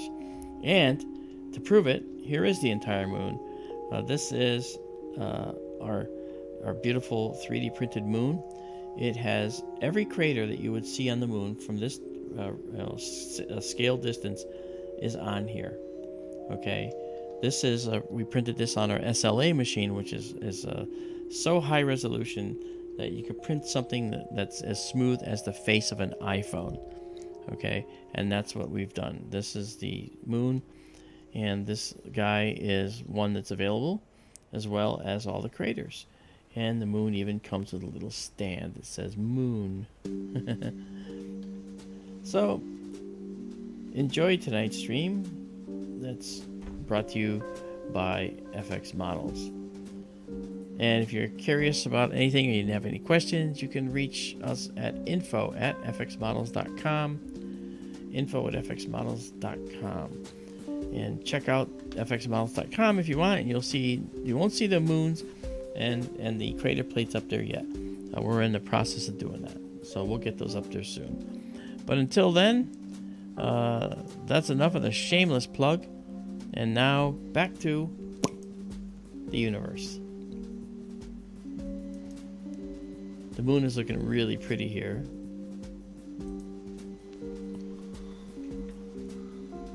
That's really pretty. That sliver is getting smaller. See the rabbit better now too. So where's this rabbit? Huh? Where's this rabbit? Right in front of you. He's facing to the left. Is this the Feet rabbit? On the bottom, Is this the head? That's his tail. Huh? Is this the head and this is an ear and this is an ear? Nope. Well, it sure looks it. There are two different rabbits. Right. Where you had your pointer just now. That is one rabbit's head, and the two C's coming down from it are his two ears. Yeah, that's what I said. This is the head and the ears, right? No, the ears are pointing down. The ears are pointing down. Oh, these are the ears. Yeah, of one rabbit. Okay. And then his body is to the left of that. Now, the other rabbit, his head is over on the left at about 9 o'clock. Higher up. That's his feet. That's his front feet. Above that is his chin, his nose. I give up. Oh. I don't see it. I wish I could make my pointer work on your screen. I know. Hey, OG Skywatch, how you doing? Yeah, Richard Hoagland's face on Mars is really just a hill, and pareidolia was allowing people to see that. I've seen very high-res images of that location on Mars, and I know that what we're looking at is just a hill. I mean, could it be that it's something else? I mean, there is an off chance, yes, but it's really remote, unfortunately.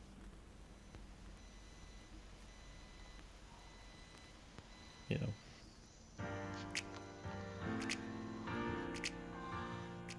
You know something, the saddest thing I think I've seen with eclipses? I saw this, I've seen it several times, two that come to mind. One was the annular eclipse I saw in El Paso back in '94. And the other was the total eclipse in 2017. Yeah. Nobody sticks around till the end of an eclipse. Yeah. When third contact happened, that is, you know, the end of totality for the solar eclipse. Yeah. Or in the case of the annular eclipse, when the moon touched the left side of the sun and annularity ended. Yeah. Everybody packed up and left. They didn't stick around for forced contact. That's when the moon moved off the face of the sun. I guess they wanted to beat the traffic. In the case of the solar eclipse up in Scotts Bluff, Nebraska, where I saw it from, I mean, bang, third contact happened, and everybody instantly started throwing their equipment in the cars and taking off. We were on a two-lane highway out in the middle of nowhere. Yep. And it was a solid lane of traffic all the way past the Colorado state line. Wow. And the one in El Paso, well, it was right on I-25, and so, you know, the traffic moved faster, but everybody just split the instant third contact happened. Why do I bring this up? I'm probably leaving here in a few minutes.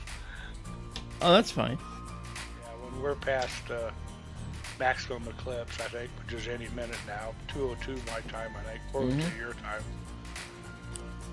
That's all right. What I'll do is I will let it play. Yeah, Eric, American Road Warriors, Eric Hartwig of the Massachusetts Mutual UFO Network. He's the director of Massachusetts. Eric, I am in Connecticut right now. AR is Arkansas, by the way. But just, you know, who's counting, right? Yes, so yeah, I'm not in AZ. I'm in CT right now. I'll be going out to Colorado a lot, I suspect, too. So there's going to be a lot of travel in the future. Got some ideas for Colorado. Oh, and I got to show you guys something. I'll be right back.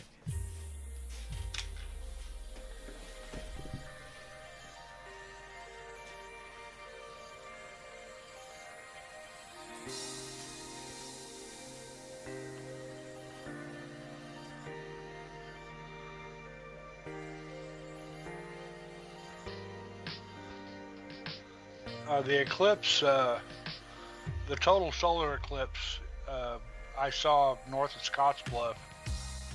That was the most amazing thing I've ever seen. As I said, though, it was on a 2-lane road, and I mean it was just non-stop traffic all the way past the Colorado state line. People actually finally started bleeding off at the turnoff to go west to Fort Collins and Larimer County and point south to Denver. Okay. Traffic finally let up. It was a madhouse much of the way back. I believe it. I just wanted to show you guys, it's not just the moon we have all the craters on Mars too. Here is a volcanic rift field on Mars in 3D. You can see it's a slice through the terrain. Looks like terracotta. Yeah, I know it does. And this is a crater on Mars. You can see the detail as we roll it through the light. You can look at that. Most of the craters on Mars look like splashes because there was a lot of water on Mars that got displaced and melted when that happened. So we also have Mars as well. And we have Pluto as well. We have all the planets in the solar system through which there were missions. We have Mercury, we have the Moon, we have Mars. Of course, Jupiter and Saturn are gas giants. We have asteroids. We have Vesta. We have Ceres. We have comets. We have this is comet Churyumov-Gerasimenko 67P. This is the comet that the Rosetta mission went to, and this is a really pretty version of the comet. It's actually, this is again 3D printed. We did that here. So that's all part of our inner space, outer space company called FX Models. So if you are interested, again, info@fxmodels.com. Write me an email and let me know what you think.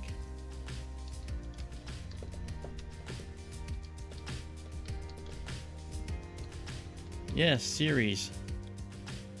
We have Ocketer Crater on Ceres, which is the crater that actually had that bright spot in the center. People thought were lights. Oh, that would be cool. I have it. I'll show it to you. Hang on. I won't go away. I'll be right back. Booma, there was a meteor shower the night of the 17th into the morning of the 18th, yesterday, actually Thursday morning. It was the annual Leonid meteor shower, which peaks on the 17th most years. It was not a great shower this year. As I mentioned earlier, most year you only see about 15 meteors an hour. Every 33 years, though, comet Tempel-Tuttle, which is the parent body of the Leonid meteors, returns in its orbit around the sun and sort of reseeds the area. And so every 33 years, the shower gets really good. Last time it happened was about the year 2000. Next time will be about the year 2033. You talking about the Leonids? Yeah, he was asking, Boomer was asking, Jimmy Church said it was supposed to be a big meteor shower. Okay. But it might be hard to see due to the brightness of the moon. Yeah, that's true. But this is on Ceres. This is Ocketer Crater, the one that has the brightened spots in the center.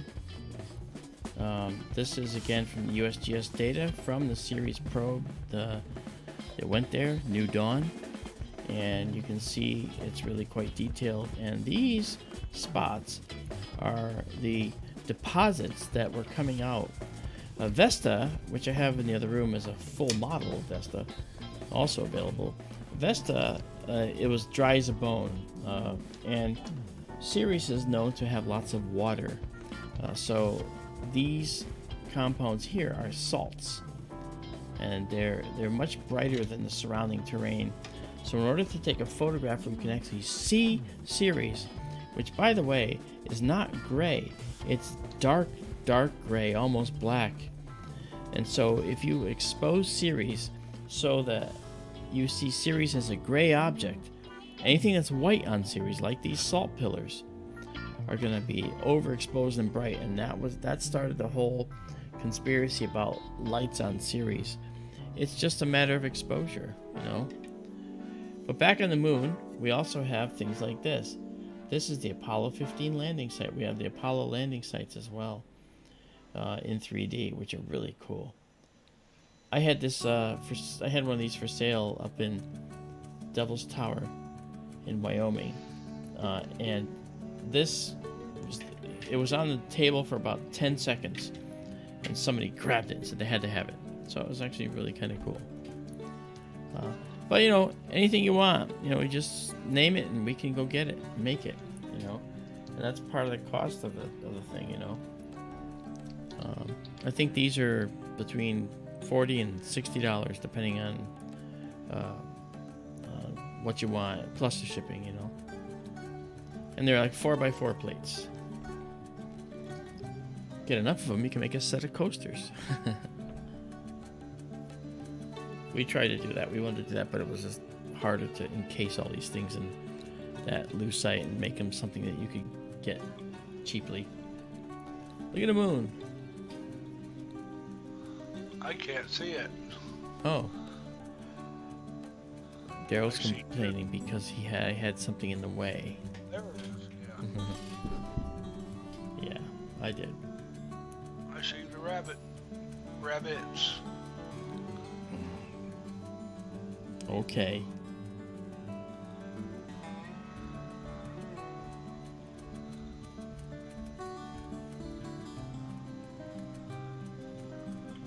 I like the one that faces left. You can see his ears curling over his back now, up at 12 o'clock. Actually, from about 11 o'clock to 1 o'clock. That long, skinny, curved line. I forget which lunar feature that is. Oceanus Procellarum. Down here? Or up here? No, up at the top. Yeah. That long, skinny lunar feature, the dark feature. This? Keep going.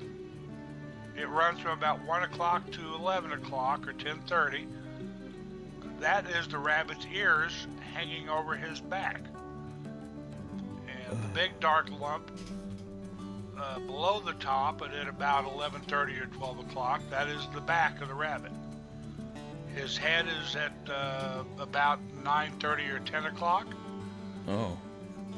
The dark thing on the right, the V shape, that's his back end and his back legs. And the little round dark feature at 3 o'clock, that's his cottontail. And the two dark features over on the lower left are his front feet. You don't see a rabbit? No, I see roadkill. It's roadkill. I see the roadkill. All right, he's a dead rabbit. And the moon is brightening again. Yeah.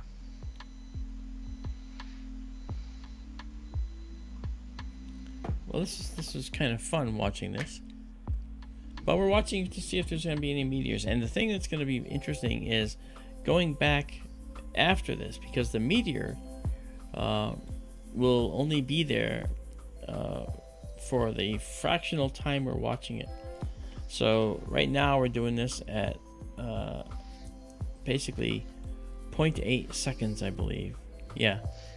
And so for 3/4 of a second we're watching this. So for 3/4 of a second only, we're going to see a white dot if there's anything like that.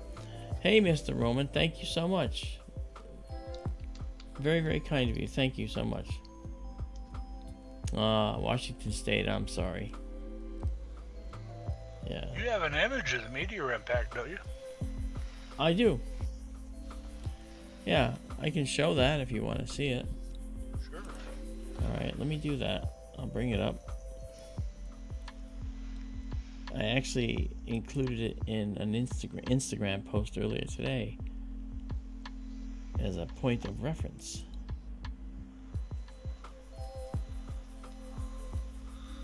I've never been accused of sounding like Elmer Fudd before, Andy. Andy Morrow comes in and he snipes at you with a comment. And he's gonna go How away. I should feel about that. We're hunting wabbits. That's what he's talking about. You're talking about wabbits. Okay. Yeah. So that's why he's saying that. For his sake, I hope that's it. It is. He's just messing with you. He loves you. Okay, let's see here. I saw it earlier, I thought. I know. You were going through one of your directories. Yeah, I know. I was. And it should be in here. Actually, it's not going to be in there. Folder might have been called Sky Tour Livestream. Yes. It is.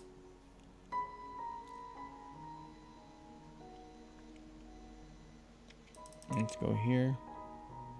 Here it is. Okay. Let's just take a quick look. Go ahead. Oh, that's the impact, folks. That's when the meteor hit the moon. You're seeing it right here. This is where the meteor struck. This is our old dome. We had an actual dome. And that's the telescope behind me. That's Sky Tour East that this was taken in. That wasn't taken in Sky Tour East. What's going on here? Okay. And that's me down there in the control room. Same place I am now. I just have a different camera. This was too distracting to people. So this is where it struck, and it was about a foot across. And it was rumored to have made a crater that was just a few feet across. And the Lunar Reconnaissance Orbiter later had gone back and found the impact site. So there we go. Cool picture. Yeah. We are on our way out of eclipse. Boy, are we having fun.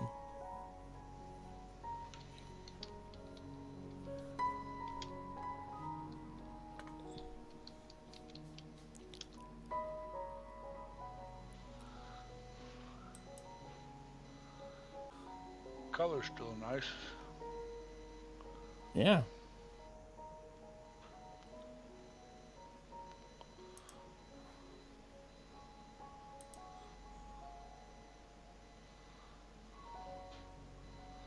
Somebody tell me they see the rabbit, please. I don't. It's right there. I don't see a rabbit.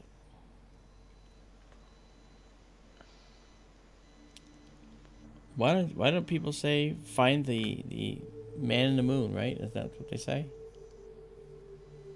You know? Do you see the man in the moon? Not now necessarily, but I mean as a general thing. Yeah. I mean, I see the likeness of a face. Again, it's pareidolia that's helping you with all of this. Well, yeah, but Patricia's. you know what I always see when I see the man in the moon? I see the Mona Lisa's face. If you look at the moon naked eye, it looks like the Mona Lisa to me. That little secret smile she's got, you know? Yeah. Well, everybody else sees the rabbit. Patricia Saluti sees a rabbit. Darrell's hunting wabbits. Yeah. Well, it's kind of cool.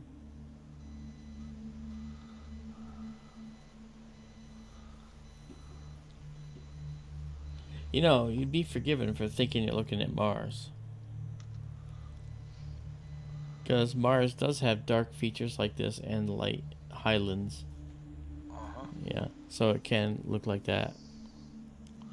Did you see those pictures I sent you a couple of days ago of the guy who stitched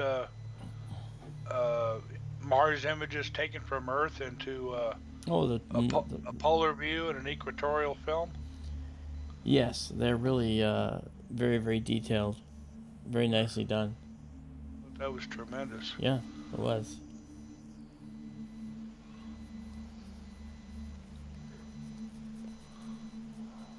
Well, you stuck around past your limit, you said. Uh, I'm still having fun, okay? Of course, it's still fun. There's still stuff Yeah, going on. I'm gonna go fairly soon. All It's right. way past my bedtime. It is, I but probably screwed up my sleep so bad though trying to take that nap. I don't know if I'm gonna be able to fall asleep or not. oh, I never got a nap. I was trying to take one. I tried to take one earlier, but it just didn't happen. Yeah, but pretty much same here. I mean, I laid there and tossed and turned for a couple of hours and Yeah. thought about things and never did really fall asleep. Okay, we're gonna do a 1 second exposure here. Daisy and Zoe, this is true. Uh, I want to say the Japanese rabbit is called asagi or something. Amanda would know this. She always sees the Japanese rabbit. The Japanese rabbit is the one with, if I remember right, the one with the head over on the right. And the ears are pointing down right now. The body is toward the upper left. Can you see that rabbit? Who? Daisy and Zoe. Oh. Or you or anybody. Well, I did a 1 second exposure to try and make it a little more obvious, and Yeah. it's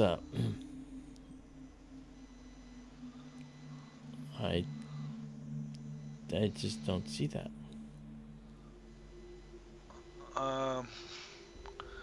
If you could rotate the image 90 degrees counterclockwise, you might see the Japanese rabbit.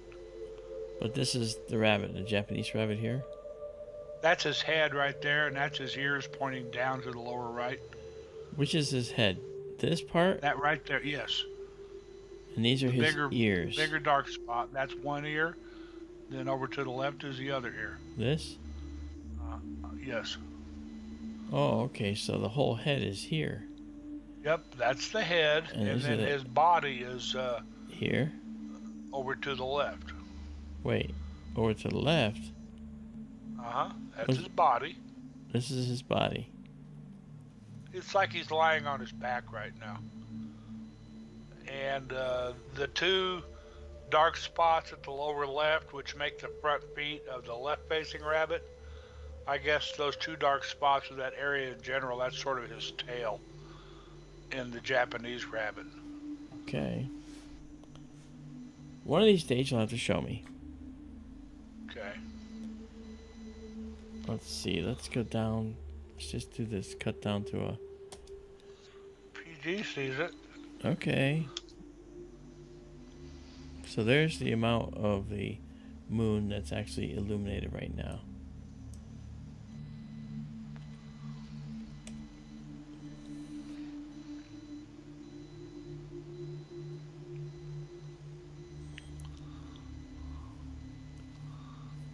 And if you look at about 10 o'clock, that little bright spot you see. Yes? Or that's Aristarchus. That the little one right there. That's Aristarchus. Yeah. That's the crater I was showing you before, guys. That's this crater right here. Aristarchus crater. Well, yeah, this is Aristarchus. That looks really cool in a telescope. Yeah, it is. Or Very even pretty. on Mark's model. Huh? Very pretty. Yeah. Nice. And I think we dumped our clouds. Look, we can see a star. We can see a star right here. That's nice. Let's increase the gain 50 to 100 and see if that star gets a little brighter. And it does. There it is. Yeah. The moon looks like it's now glowing, doesn't it? It's incandescent. Let's go up to like 200. Now you see more stars around the moon. That's really pretty. And then let's go up to 300. That was 300. We'll go up to... Okay. Now you can see even more. Now you'd be forgiven for thinking we're looking at the sun with a filter.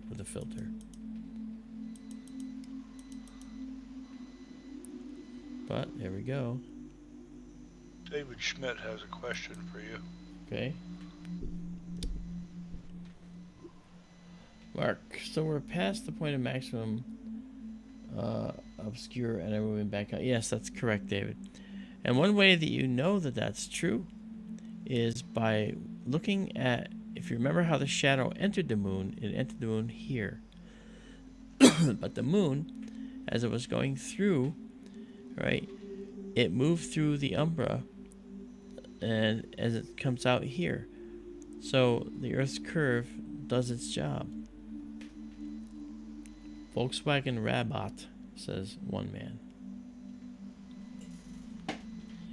Reminds me of a time when my sister actually had one of those Volkswagen Rabbit cars, and she let me drive it in the street, and I had just gotten my license. All I was doing was driving it. I felt like I was driving a golf cart. And it had a nice little horn, you know, beep, beep, you know, you hit the horn, beep, beep. And I accidentally ran up on the curb with the car. And when I hit the horn, I went, reep. I hit the horn, reep. Oh boy. I used to be into Volkswagens like you would not believe. I always liked the Volkswagen bus. I thought that was really neat. You know, the bus was neat. I had several VW Beetles, Bugs. I have done things in a Volkswagen you would not believe. Wow. I used to get airborne in my first Volkswagen a lot. Oh yeah? I had a Baja Bug. Oh yeah. And it was a very low budget hot rod sort of. It was my first car, my twin brother and I's first car. We made a Baja Bug out of it, and after he went to the Air Force, I put a supercharger on it and got some great big tires for it, and I thought I was so cool, you know. And I used to drive that thing around railroad grades in the Midwest, you know, where the road goes up a ramp and crosses over and drops down again. Get air. I'd hit those things at speed and get big air and land on the other side. That's cool. Jump low water bridges and stuff like that. Wow. I had another Baja Bug. It was, I bought it at a used car lot, but somebody had done a pretty nice job. They had put a kit on it, a real Baja Bug kit, you know, fiberglass. Yeah. And it was a sharp looking car. It actually had a roll cage inside it, and it had a sunroof. And they had Krager mags on it. That was a slick looking little car. Whoa. What'd you ever do to it? I sold it. Hello, NJ. Yeah, Ann, just, yeah, sure, Ann. I'll give you the email up at the top there. And you can just write me and I'll let you know. I don't have them on the website yet, but we've been selling them at conferences and so forth. They're going to be a late edition because we normally were a submarine making model company, but we ended up going into these guys because I'm an astronomer and I wanted to have a line of things that I could get behind, and that's what these are. So info@fxmodels.com. That's how you get a hold of me. I will actually put the email address in the description as well of the stream. I think that's probably a good idea. No?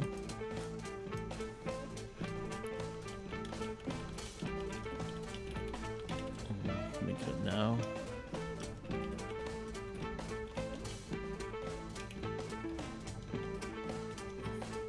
This song's kind of cool. Alright. Okay, in the description is the contact information as well, so you can see it. Yeah.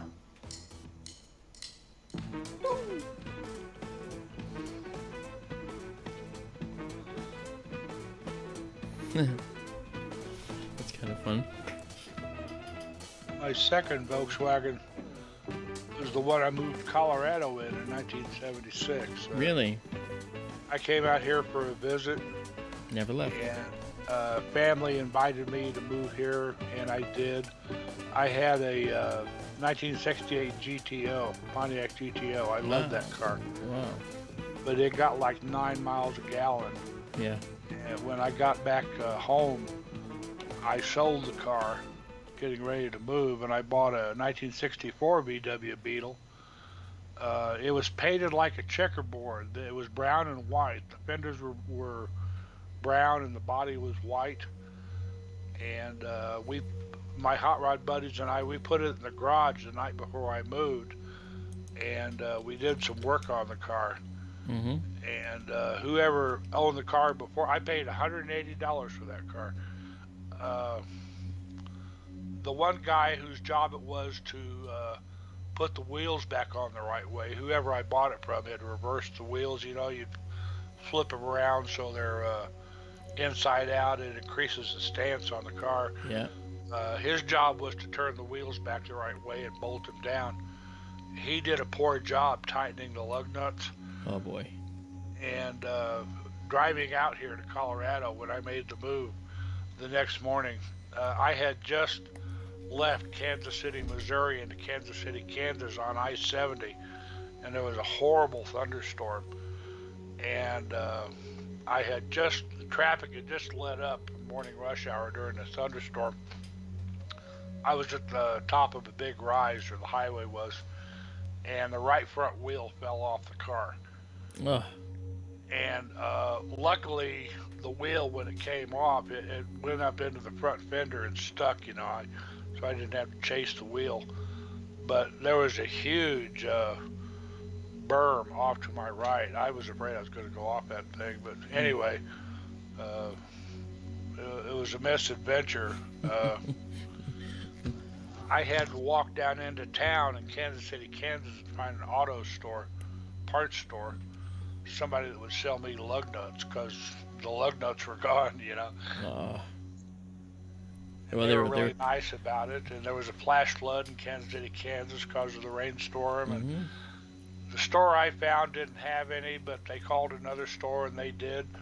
The guy was really nice. He let me get in the pickup truck with him and drive over to the other store, buy the lug nuts, and then he drove me back up to where I'd left the VW and put the wheel back on, and I got back on the highway and came to Colorado. Wow. I want to say hi to Ann's Human Garga. Thank you for joining us. I'm going to... You can see Aristarchus is now showing a little bit more light on it now. And you wonder, you know, what would you see from the moon? Basically, you would see a red ring around the Earth, you know, partway around the Earth. So from this point on the moon, if you're looking at it from here, you're seeing sunset through the Earth's atmosphere and then all the way through space to the moon. It's the sunset view, and that's what makes the moon look red, is the red light from the long, you know, from the long sloping edge of the Earth, which is the sun is behind, and as the light goes through that, it's reddened in the same way that it's reddened for a regular sunset here. So it's seeing the moon is seeing sunset at this point. That's what we're seeing here. Thank you, Raymond. Oh, Raymond's here. Hey, Ray, how you doing? Thank you for coming out. Thank you very much. Raymond is actually a wonderful helper with the Sky Tour live stream. We can't say enough. He's been very helpful to us. Very kind supporter, and has a lot of good things to say about us. So we're happy to have him with us. Thank you for coming, Ray. Thank you. I'm going to take the exposure down just a tad. Let's go under a second here and go down to, say, 800 milliseconds or 0.8 seconds. Hey, Katie Q, what's going on? Yeah, Darrell and I, in the middle of the night, what can I say?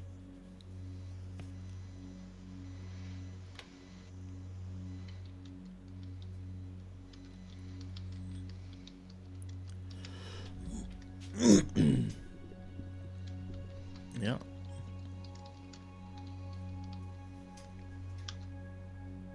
Really nice. This is cool.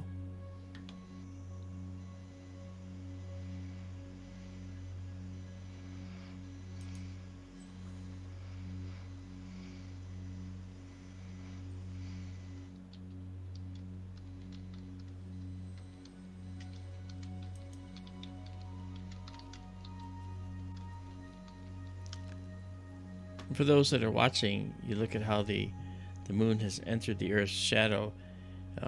It came in on this side, and it's going out on that side. So you can see it's skirting the edge of the Earth effectively, which is kind of neat. What that says. Sky Tour Livestream Observatory. We always show the sky live, and you always see images that are just hopefully beyond compare. Let's just do a little photograph here. Alright, we're going to clear this. Do one more.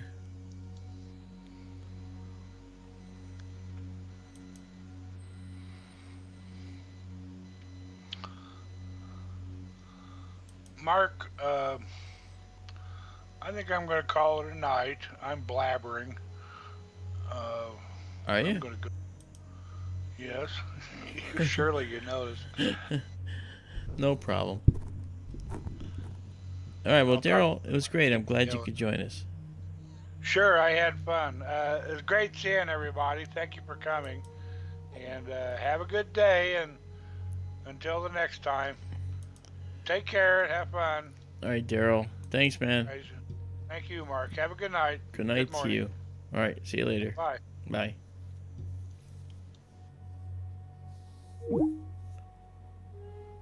Okay. See, I tried to tell him it was it was him doing the beep, beep, beep and making the noise with this thing. He just can't hear it. He'll have to when he plays back the stream, he'll hear it. Wow. Actually, it's amazing how many of you are actually awake. Some of you took naps. I saw that a number of you said you're taking naps before coming out here, and that's cool. And Truffles and Cocoa, look at that. That's East Australia. Fantastic. Welcome to Sky Tour Livestream. We'd love having you, and feel free to please subscribe and check us out. You know, like and subscribe. We're free. Everything's free. You know. Also give us a thumbs up. You know, that helps us a lot. You know. We have wonderful supporters and wonderful people that help us. You know. Yeah, Dennis. I'm sure it is day. You know. Yeah. What's interesting is, with the advent of such communications, it was clear that we could prove that the Earth was not flat. Because you could call someone down in, say, South America, and when you're looking at Orion with Betelgeuse, you see Betelgeuse at the top left and Rigel at the bottom right, okay? And Bellatrix at the top right and Saiph at the lower left. Down south, it's upside down. And you have Rigel and you have Saiph up top, and it's upside down. So, if you had a way to talk to people back when they thought the Earth was flat, you could dispel it immediately by saying, no, it's upside down. How would it be upside down? The only way it could be upside down is if you're standing on a sphere. Oh well. Sorry. You know, and that's how that works. So I like that. Yeah, moon's getting brighter. Let's back out to show the full extent here of their view. There it is. Our gorgeous little moon. Let's head this way. Oh, Daisy and Zoe, that's right. You had a 5-hour energy drink. That's so funny. You know what I had? I had a Thai tea. Thai, you know, Thailand. I made myself a Thai tea.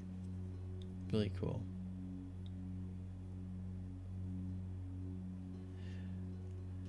Yeah, thanks, Fantasy. I've heard it pronounced safe. I've heard it pronounced saif. I've heard it pronounced a whole bunch of different ways. But you know what? This pronunciation du jour was tonight was safe. But yes, it's safe as well. All right, here's one for you. How do you pronounce Betelgeuse? I've heard people call it Betelgeuse, Beetlejuice. Okay.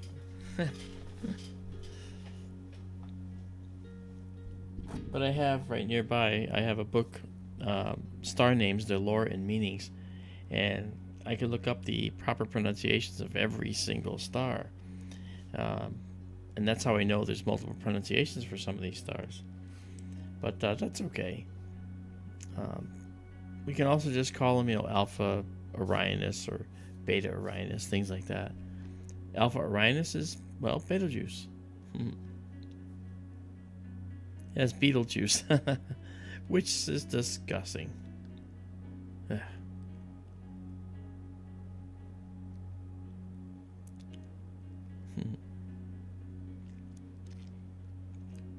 I know, truffles and cocoa, Beetlejuice, yuck. I agree. Yeah, the moon's getting brighter, and we'll have to start reducing the exposure even more. Let's take it down now to 500 milliseconds, and some of the orange will go away. Nice. We can also affect it this way as well. I'm going to grab this and just drag it to the side a little bit. Hey, JW. Yeah, the lunar eclipse is stunning. I agree with you 100%. It's really pretty. I remember seeing a total lunar eclipse one night, and it literally went directly behind the Earth.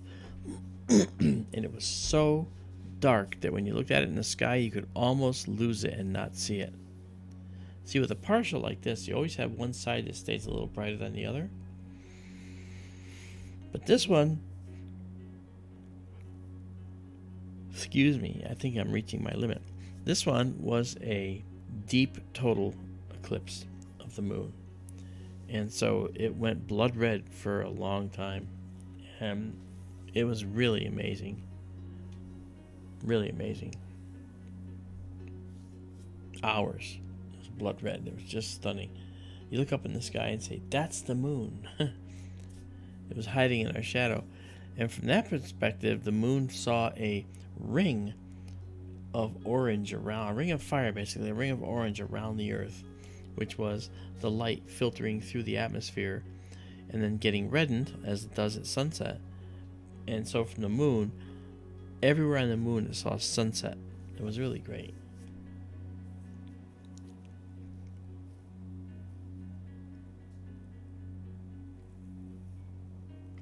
Hi, Susie Cat.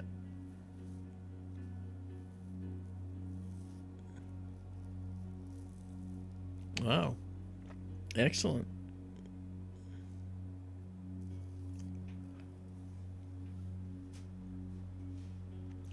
Yeah, JSCO. It might have been the same one.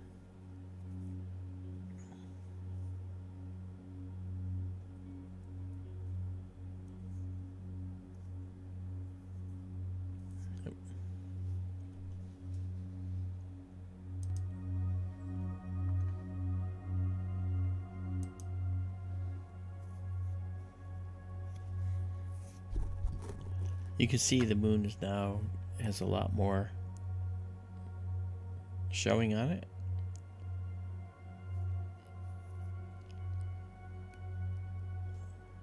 That is correct, KDQ.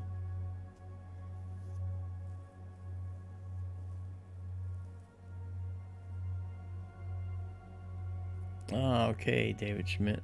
Occlusion.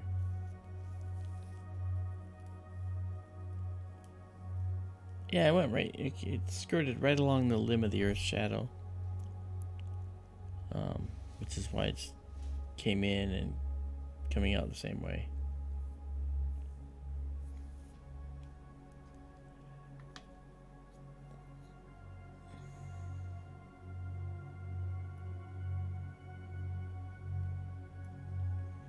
Oh, thanks, Dennis.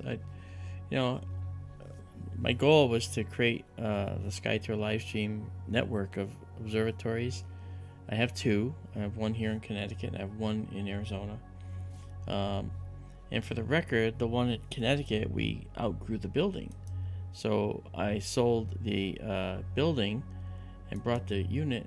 That's the telescope system right there. That's going to be used here in Sky Tour East.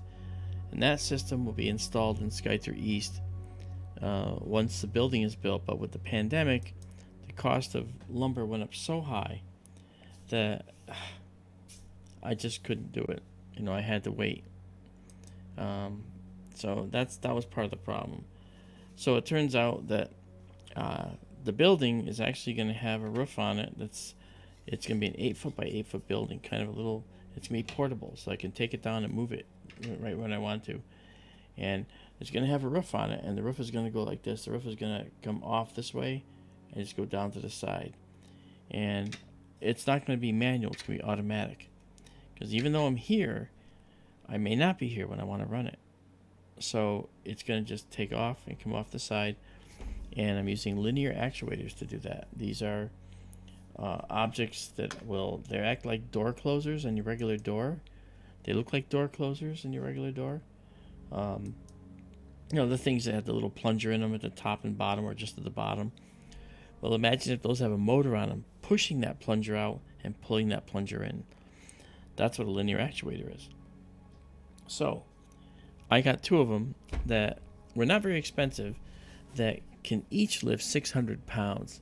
So these can carry a 600-pound roof and move it with no problem. So they're going to actually push the roof over and down and then pull it back on when it's done. And this process, the process to do this, I figured out in a program that I can design the building in and then actually run it and see it work and study the amount of force required to make it do its thing. And these two linear actuators are way more than strong enough to push or pull all the amount they have to. And even if you put like a pool full of water on top of the roof, okay, all right, a pool that's about 2 feet deep on this whole 8-foot roof, okay, on top of the weight of the roof, which is about 160 pounds it'll be, these actuators can lift that and dump it right off the roof. So we can handle about 6 feet of snow on top of the roof if it had a pile. We've never had that much snow, but it could handle it, and it could just pick it up and dump it off like no tomorrow. So that's pretty cool. So we're actually looking forward to getting this implemented, But it's all good. It's all good. And we also have, and I have to order them probably in the next couple of days, we have what are called lifting columns. And for the scope you saw back there, for east, and for the scope that's out in the dome, which you see right there, in the dome and the building, which you see right there, okay, you'll see the walls, okay, you see the walls of the building, right? Well, these walls, all right, are 5 foot 5 inches tall, and they preclude me from seeing things below 20 degrees, 25 degrees above the horizon, 20 degrees above the horizon. And that's okay, because when you look above the horizon, you generally don't want to look much lower than that.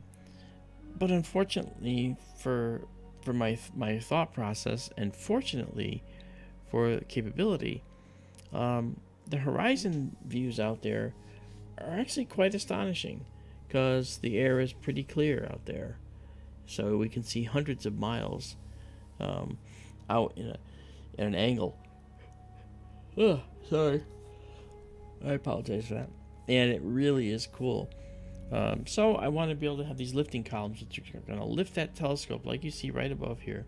It's going to lift it up into the air another 20 inches and hold it literally, it'll be above the walls, and it can actually see things much lower to the horizon. And I think that's going to be the next step. You know, so we're going to get one for here, one for there, and then we have to get 2 more cameras. We're going to get a dedicated astronomy camera for this telescope here, and we're going to get a dedicated guiding system for this telescope here, and then we're getting another system that will be on the 5-inch refractor that's mounted on this system out here, and then we'll be able to we'll be able to do some real miracles. I'm looking forward to that. Yeah. We have a camera. We have a filter wheel. I mean, so we'll be able to use these different filters to do what we need to do. It's gonna be pretty good. Yeah. Oh, Susie Cat, thanks. Astronomical events blow my mind too. That's why I'm up at 4:46 in the morning, talking to all of you. I just wanted to bring this to you. I think this is really cool. Really, really cool. It's a very interesting night it's been. You know, I know when I go to lay down, I'm probably gonna go, I'm not tired. You know, I'll be out cold, but that's all right.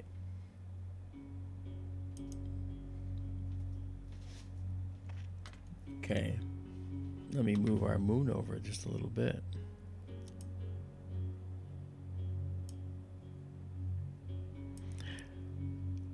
Just to give you an idea, you'll notice the moon is drifting to the east. Okay, and I have to head out that way to bring it back in. Why is that? That's because the moon is traveling in an eastward direction around the Earth from our perspective in the northern hemisphere, right? So basically, the moon is traveling at a rate different from the stars. So the telescope we're on is tracking the stars. Now I can tell the telescope to track at a lunar rate, and then the moon will not move like it's been. But I don't want to do that, because then we lose the teaching moment where I can show you about how the moon is traveling through space. It's actually moving eastward around the Earth, and as a few minutes wears on, you actually see it drifting across the screen. It drifts across the screen.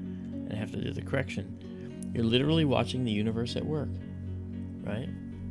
And on the other hand, the telescope is actually tracking the stars and the moon, but I can turn off the tracking, and then it'll start to drift. So here I'm going to turn off tracking, and now it's as if the telescope is going to be completely unplugged. And look what happens. See where the moon's going? Yeah, the moon is moving to the right now. And that's because without the tracker that's actually tracking the stars, then the moon and the stars are now drifting toward the western horizon, because we're rotating out from under the stars toward the east, because Earth moves from west to east. Okay, so now we'll track again, turn it on, and the tracker will be on, and we'll no longer have to worry about this moving. See?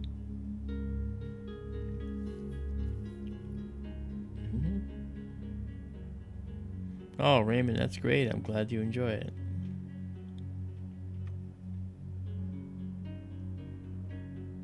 Thanks, JSCO. Very nice compliment. Oh, yeah, I have the blue lights on here and here. That's why. But I can. David Schmidt says, I just want to show the purple hair. Yeah, no, that's not true at all. In fact, if we come in here, I can show you. Okay, here's red. Okay, here's white. Here's green. Here's yellow. Here is blue, and here's really deep blue. Now that's kind of scary. And then we have magenta, and then we have red and orange. Okay, because I'll leave it orange now because that sort of matches the moon. A little bit brighter though. There we go. Excellent. All right. So there we go.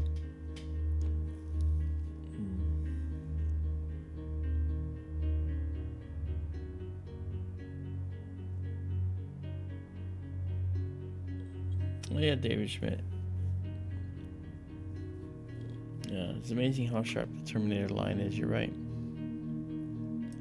Let's reduce this exposure again because now we're losing our. We've got too much brightness.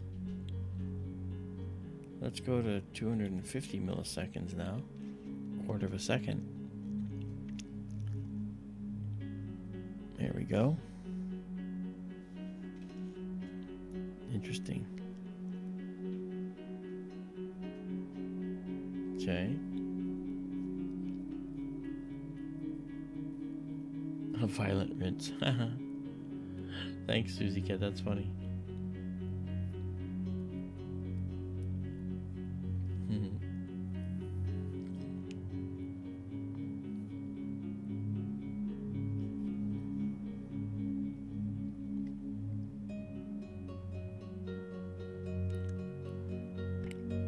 I was babysitting a husky once. The husky's name was Teddy. He was cute. And Teddy also liked stealing your food right out of your hands. I had a hamburger in my hands. I was sitting at the door watching it because the owners had just left. And all of a sudden this gigantic fur thing came up this way, right through my vision, took the hamburger out of my hand, as well as taking my hand, and then it ran under the table and ate it. And when it did that, I went to grab it under the table, and it growled at me and it was like, "Arr." And when I told them, they said, "Our dog doesn't do that. You want to bet?" So, huskies are very territorial in that regard. And if they want food, look out. Don't get near them. Some of them have real bad food aggression. You test that.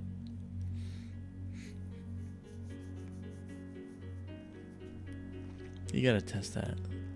Look, we already gotta change the exposure again. Let's go down to 100 milliseconds now. And it won't be long before the before the red disappears.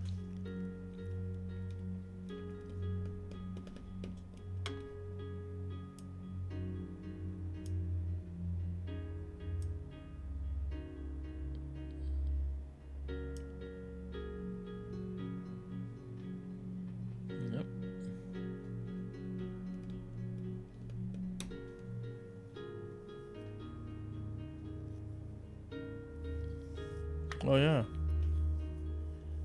burger snatcher. That's right. I called him the Hamburglar, the real Hamburglar. His owners didn't think that was funny. I did. He was the real Hamburglar. Okay.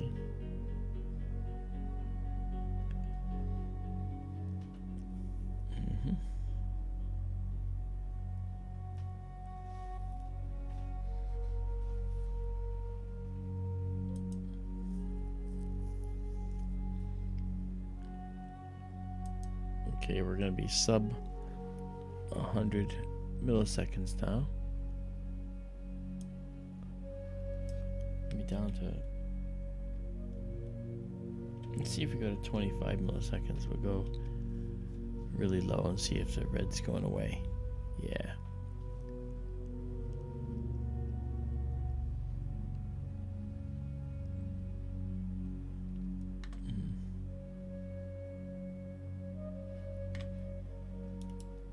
Okay, let's do a quick all sky shot.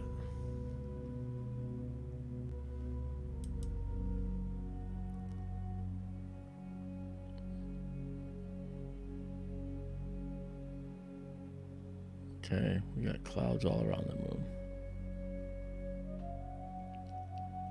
Okay.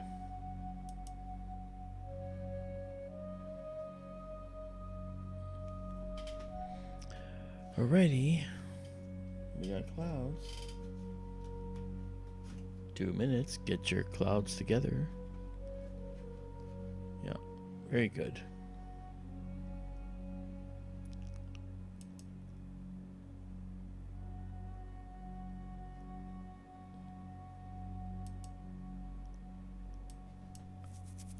Let's go back to 75 milliseconds. Let's see if we can recover some of that red. Yeah, very little of it now.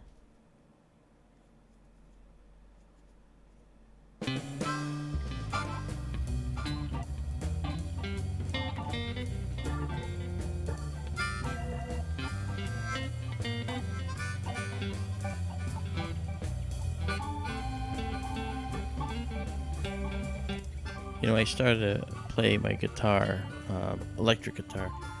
I was learning chords and things like that, and it was slow going. So I started thinking, well, what about these things called scales? And I started learning some of the scales. And I was trying to figure out how the fretboard on the guitar works, you know, when you play the guitar. That fretboard has something to do with it. I figured it's got to work somehow. There's got to be a way that you can figure it out. And one day I was sleeping and I woke up at 3 in the morning. And I went, oh no, I figured this out. And I came running downstairs here into my office.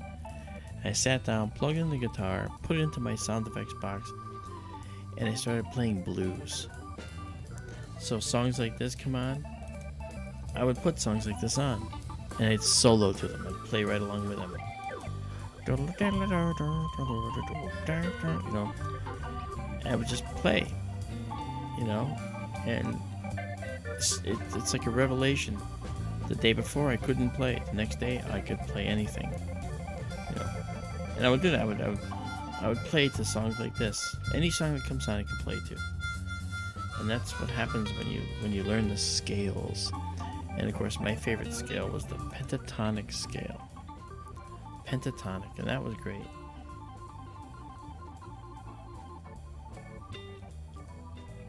Of course, I was a drummer for years, you know, and that helped me get syncopation and get the rhythm stuff down.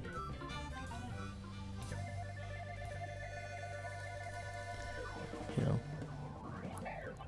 well, we're actually getting to the point where we're not going to have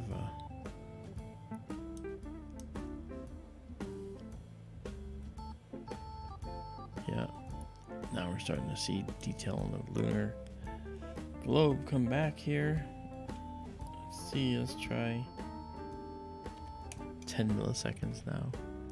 We shouldn't see any red or any that. Yeah, okay. This isn't bad considering this telescope was never made for this kind of work, you know. Hey, P and K, that's Keith. What's going on, man? Well, did you watch the thing? And, you know, Katie Q says, play for us sometime. Nah, I don't know about that. I play for me, but I've had dreams where I'm playing in front of people, but you know what though? I'm a magician. I've performed all my life and doing magic shows. When you do magic shows, it's not like playing music. You have to watch your angles. You have to watch everything you say. You've got to watch what you're doing. You've got to know what you're doing, and you can't screw up. And in music, it's sort of the same. So it's literally the same thing. As Human Garga, thank you for coming. We will see you later. Keith, you're just joining us now. You're just getting up. Keith's just getting up. I know he is. You didn't stream, did you? I didn't get any alerts that you streamed tonight. Shame on you. Was it cloudy down in Miami?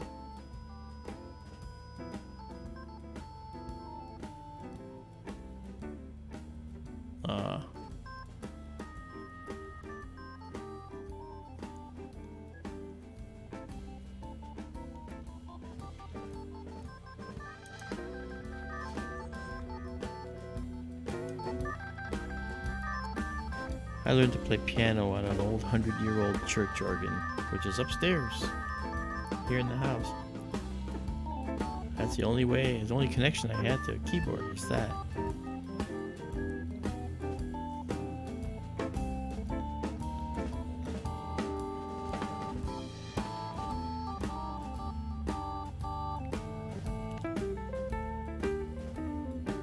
Very cool.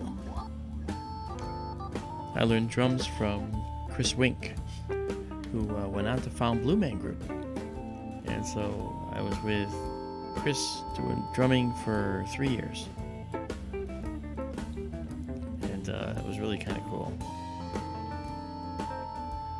I took lessons from jazz great Ed Blackwell. And I never intended to do anything but do it as a hobby, never to play out or anything.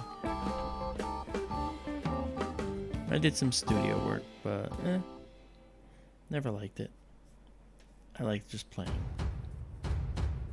You got up at 3. Wow.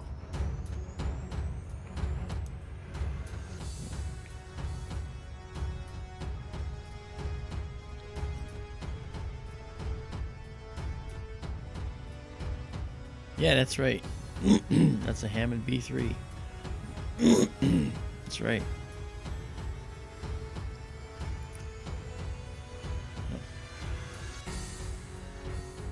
I learned how well a Hammond works with the band Boston and their MIT grad organ player. I think that's the guy that graduated from MIT. Don't forget to hit the thumbs up, guys, and do make sure that you if you haven't joined, join, man. Join us. We so enjoy everybody's company out here. So come on in, the water's fine. And don't forget, we are Sky Through live stream. That's us right there.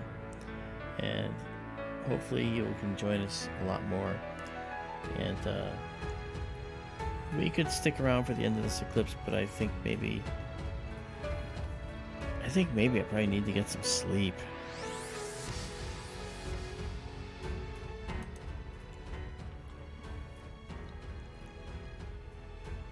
Jupiter 2 is still in his garage. Oh my gosh.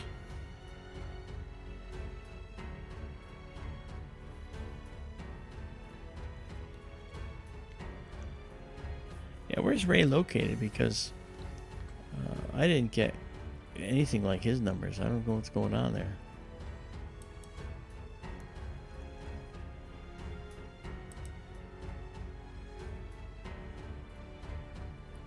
I think it's because I'm in the middle of the night. For most people, you know. What the heck is this?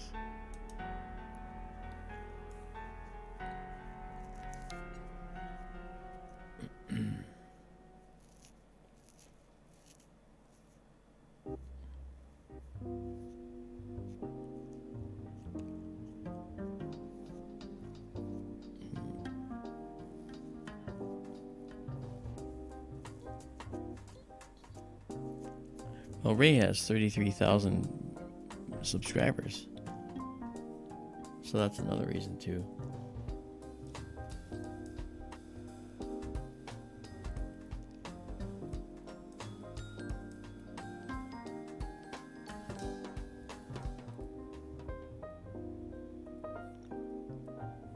Thanks, GSAO. Yeah, this telescope takes some amazing photos. I do want to show you a couple others now that our eclipse is primarily over. I do want to show you. And PG is still here, all right. Huh. Yes, the Avengers are on their way, Keith. They're coming for you.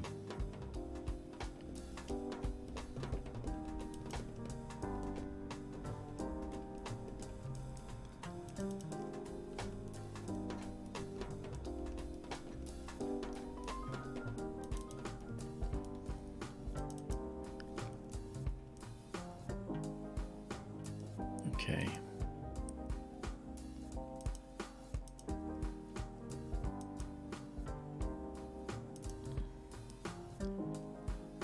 Okay. Let me show you. Okay, here. Just give you an example of what this telescope is really good at. You ready? So, check this out. This is what we're good at. That's a 20-second photo taken of a nebula that is several degrees long, called the California Nebula. It's beautiful.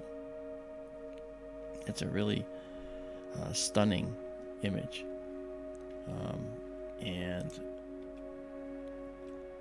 we can actually get into this image even more and start diving through all this material in here and seeing what's going on. Look at all the detail in there. Just beautiful. The dark nebula here.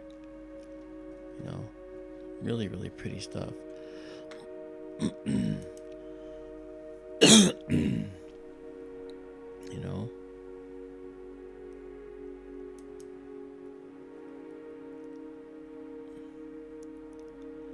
And then one other one that I think is really nice is this one. This one is stunning.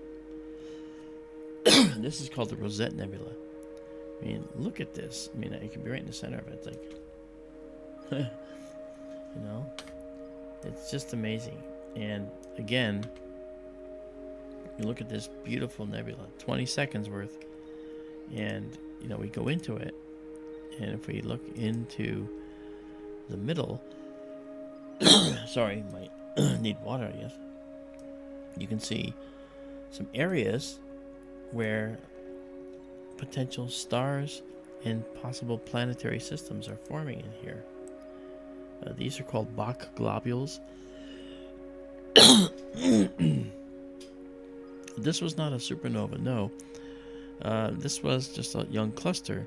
However, you are correct in that it was a supernova that seeded this whole area with this material.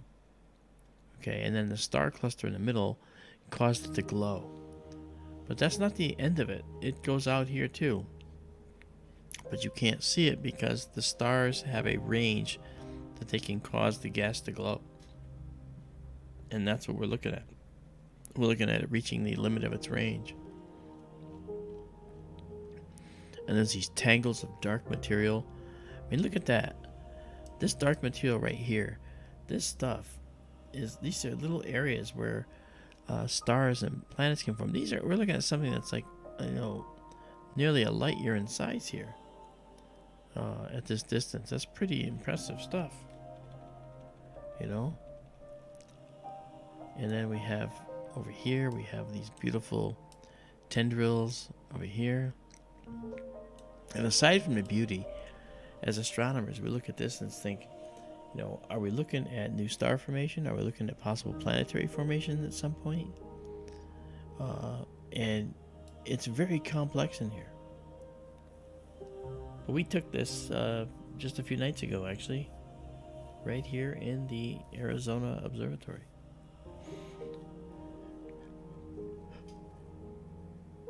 And that's, like I said, that's what this observatory is good at. You know? Eric, what the heck are you talking about, brother?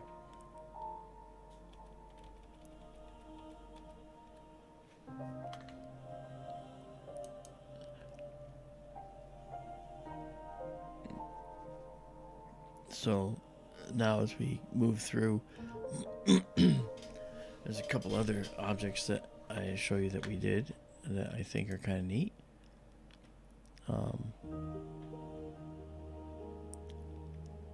Let's see. Well, everybody's favorite, including yours, Keith, if you're still here. This is the Andromeda Galaxy. And this is a beautiful, beautiful image of the Andromeda Galaxy. And if we just come out of it and come into it here just like this, we can just start zooming in. In the Andromeda Galaxy, there's all kinds of hot young blue stars in the disk. Here's a whole bunch of clusters of them. And as we move through, we see more. And as we move down toward the nucleus, the stars get more yellow. And that's because older stars are down here. Younger stars are born in this disk out here, which is why the disk is a blue color, because the stars are hot and young and blue. Okay, and here's an example of an area which is really blue, because these stars are forming here, and there's a number of stars here, causing this to be blue. And of course, as with all galaxies, we see this amazing dark dust that's in these galaxies. You know? So it's pretty cool. Really neat.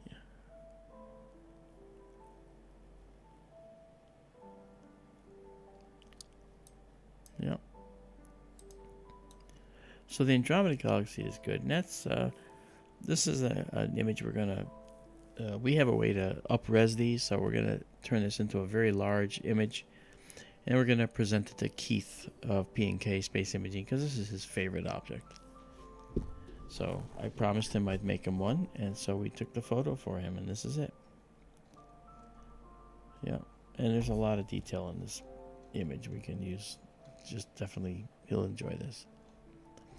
I did want to say one thing about this galaxy, though. One thing to notice is that it looks like this disk might be warped. It comes down, goes level, and it looks like it drops down a little bit.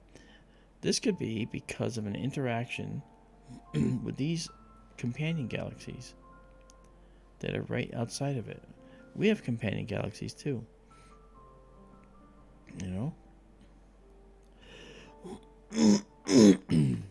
So, pretty interesting.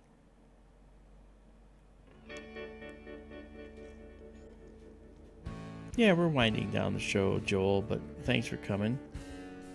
I'm just showing some of the images for which this observatory is most well suited.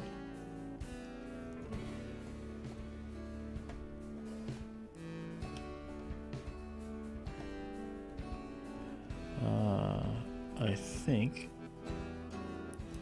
here's another one that really is pretty. This is another galaxy, but this is Messier 33. Let's get this up here. Let's show you. Now this galaxy is really interesting because you can see the older star population in the middle here. You see the younger, hotter stars in the disk population. And you can see this blue thing here. That's a supernova remnant all the way out there. And you see another supernova remnant here. Okay. And there are several more down here. Okay. And then you see H2 regions like our Orion Nebula. You can see them peppering this galaxy, right? There's some here, there's some there. There's a gigantic one here. Okay, that might be the size of our Eta Carina Nebula in our galaxy, for instance. And it goes on and on. So there's a lot of really neat stuff here.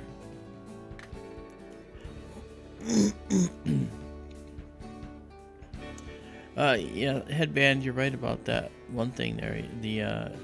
You're right. The Andromeda Galaxy is heading for us. We'll see it in a couple billion years, but it won't really make a difference because it's just going to sort of pass through us, and then it's going to come back, and it's going to probably wipe us out.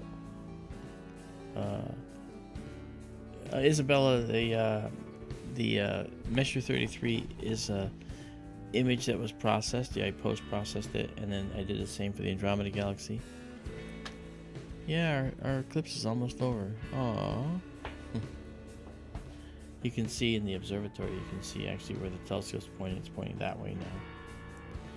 So the moon, that's the west that way, by the way. It's west, east, okay, and then north, and then south toward you out here. So the building is sort of on that compass rose. Pretty good. All right, well, not bad.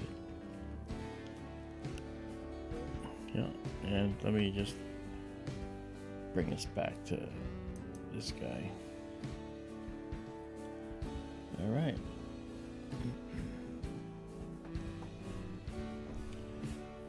Well, I would say that we have done it again. We have spent an amazing amount of time together, but actually only have spent 3 hours and 18 minutes doing this.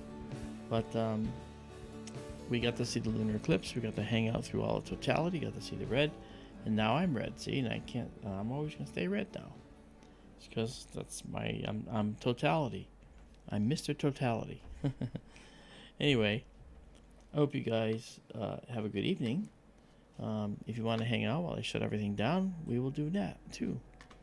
All right. So first thing I'm gonna do is disconnect the telescope from the planetarium control system, and that's okay. I'm thinking about maybe investing in a different control system. I still need the one I wrote, but it should be pretty cool. I'm trying to work on this little by little. And then let's see, I'm going to take the focus system, and I'm going to try something here. Let's do this.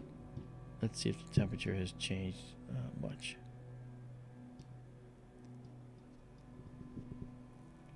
Maybe this one. Let's try this.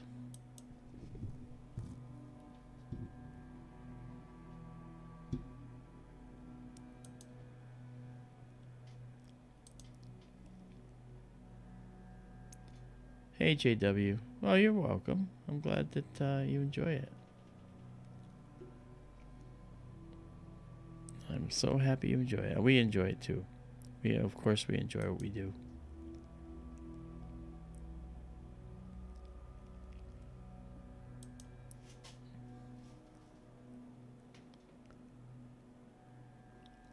It's weird. It's almost like looks like the Earth. Yeah,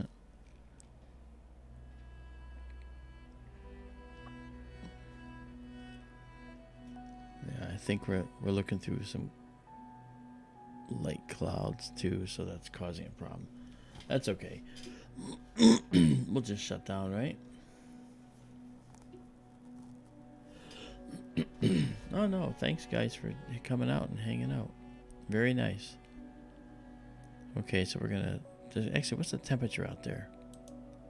Temperature in the building is 63 degrees. All right. Very good. Okay, so now that we know that, I can disconnect that system, shut it down, and now the only systems left to shut down are, well, this one can go.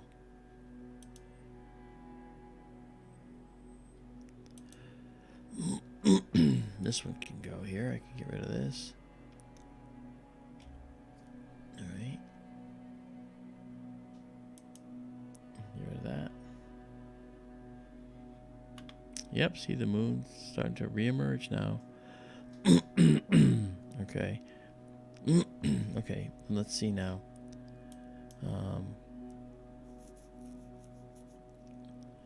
Alright, now what we'll do, now that we've done this, is we can park the telescope And that's basically putting it to sleep for tonight.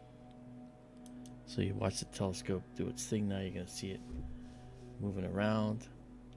And it's going to make its way to its park position.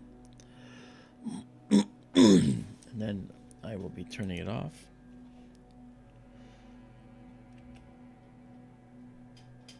You see it says parking scope slewing.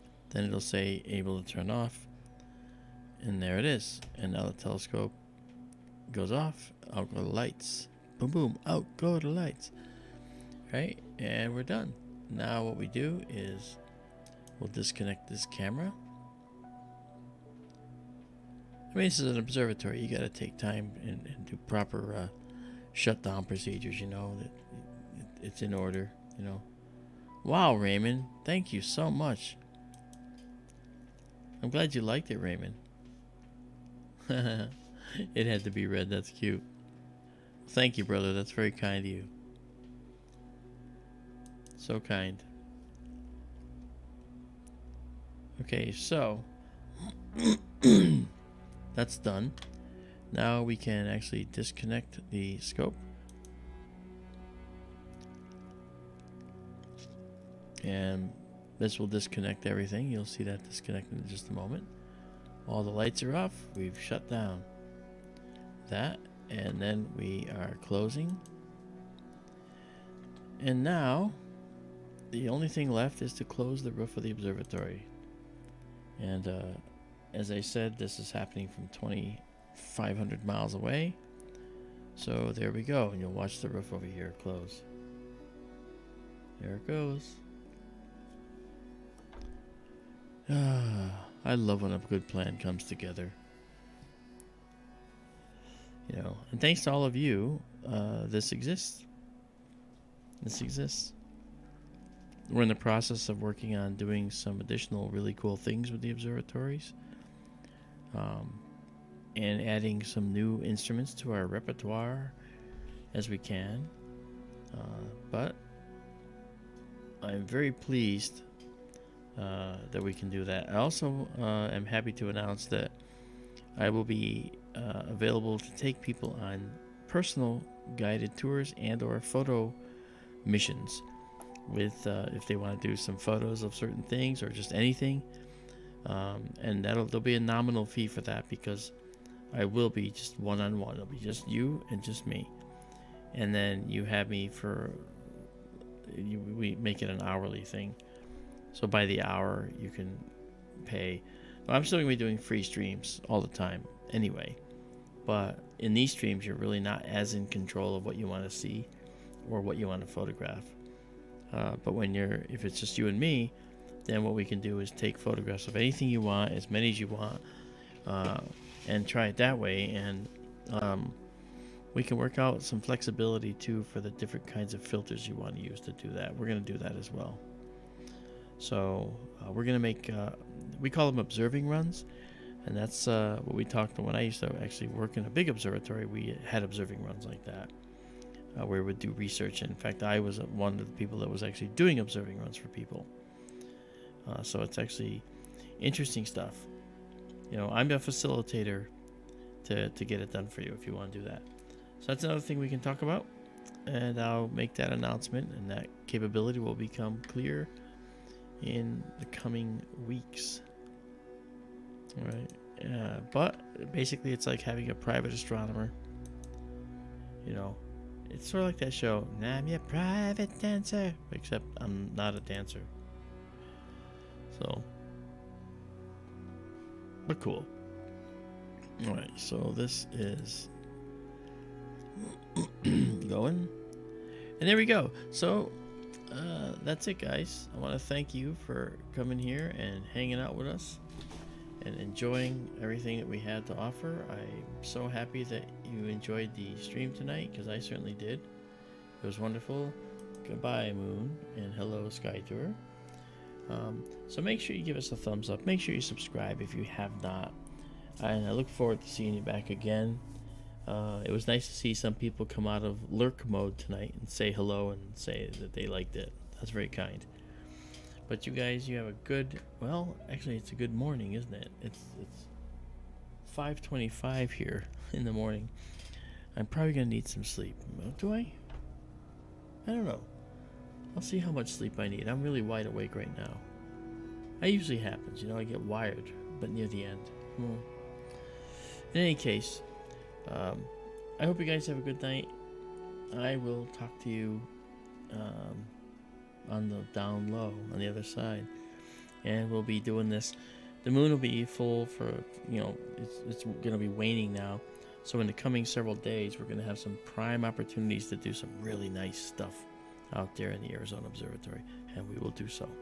Okay? So you guys have a good night. And I will talk to you all a little bit later. See you later.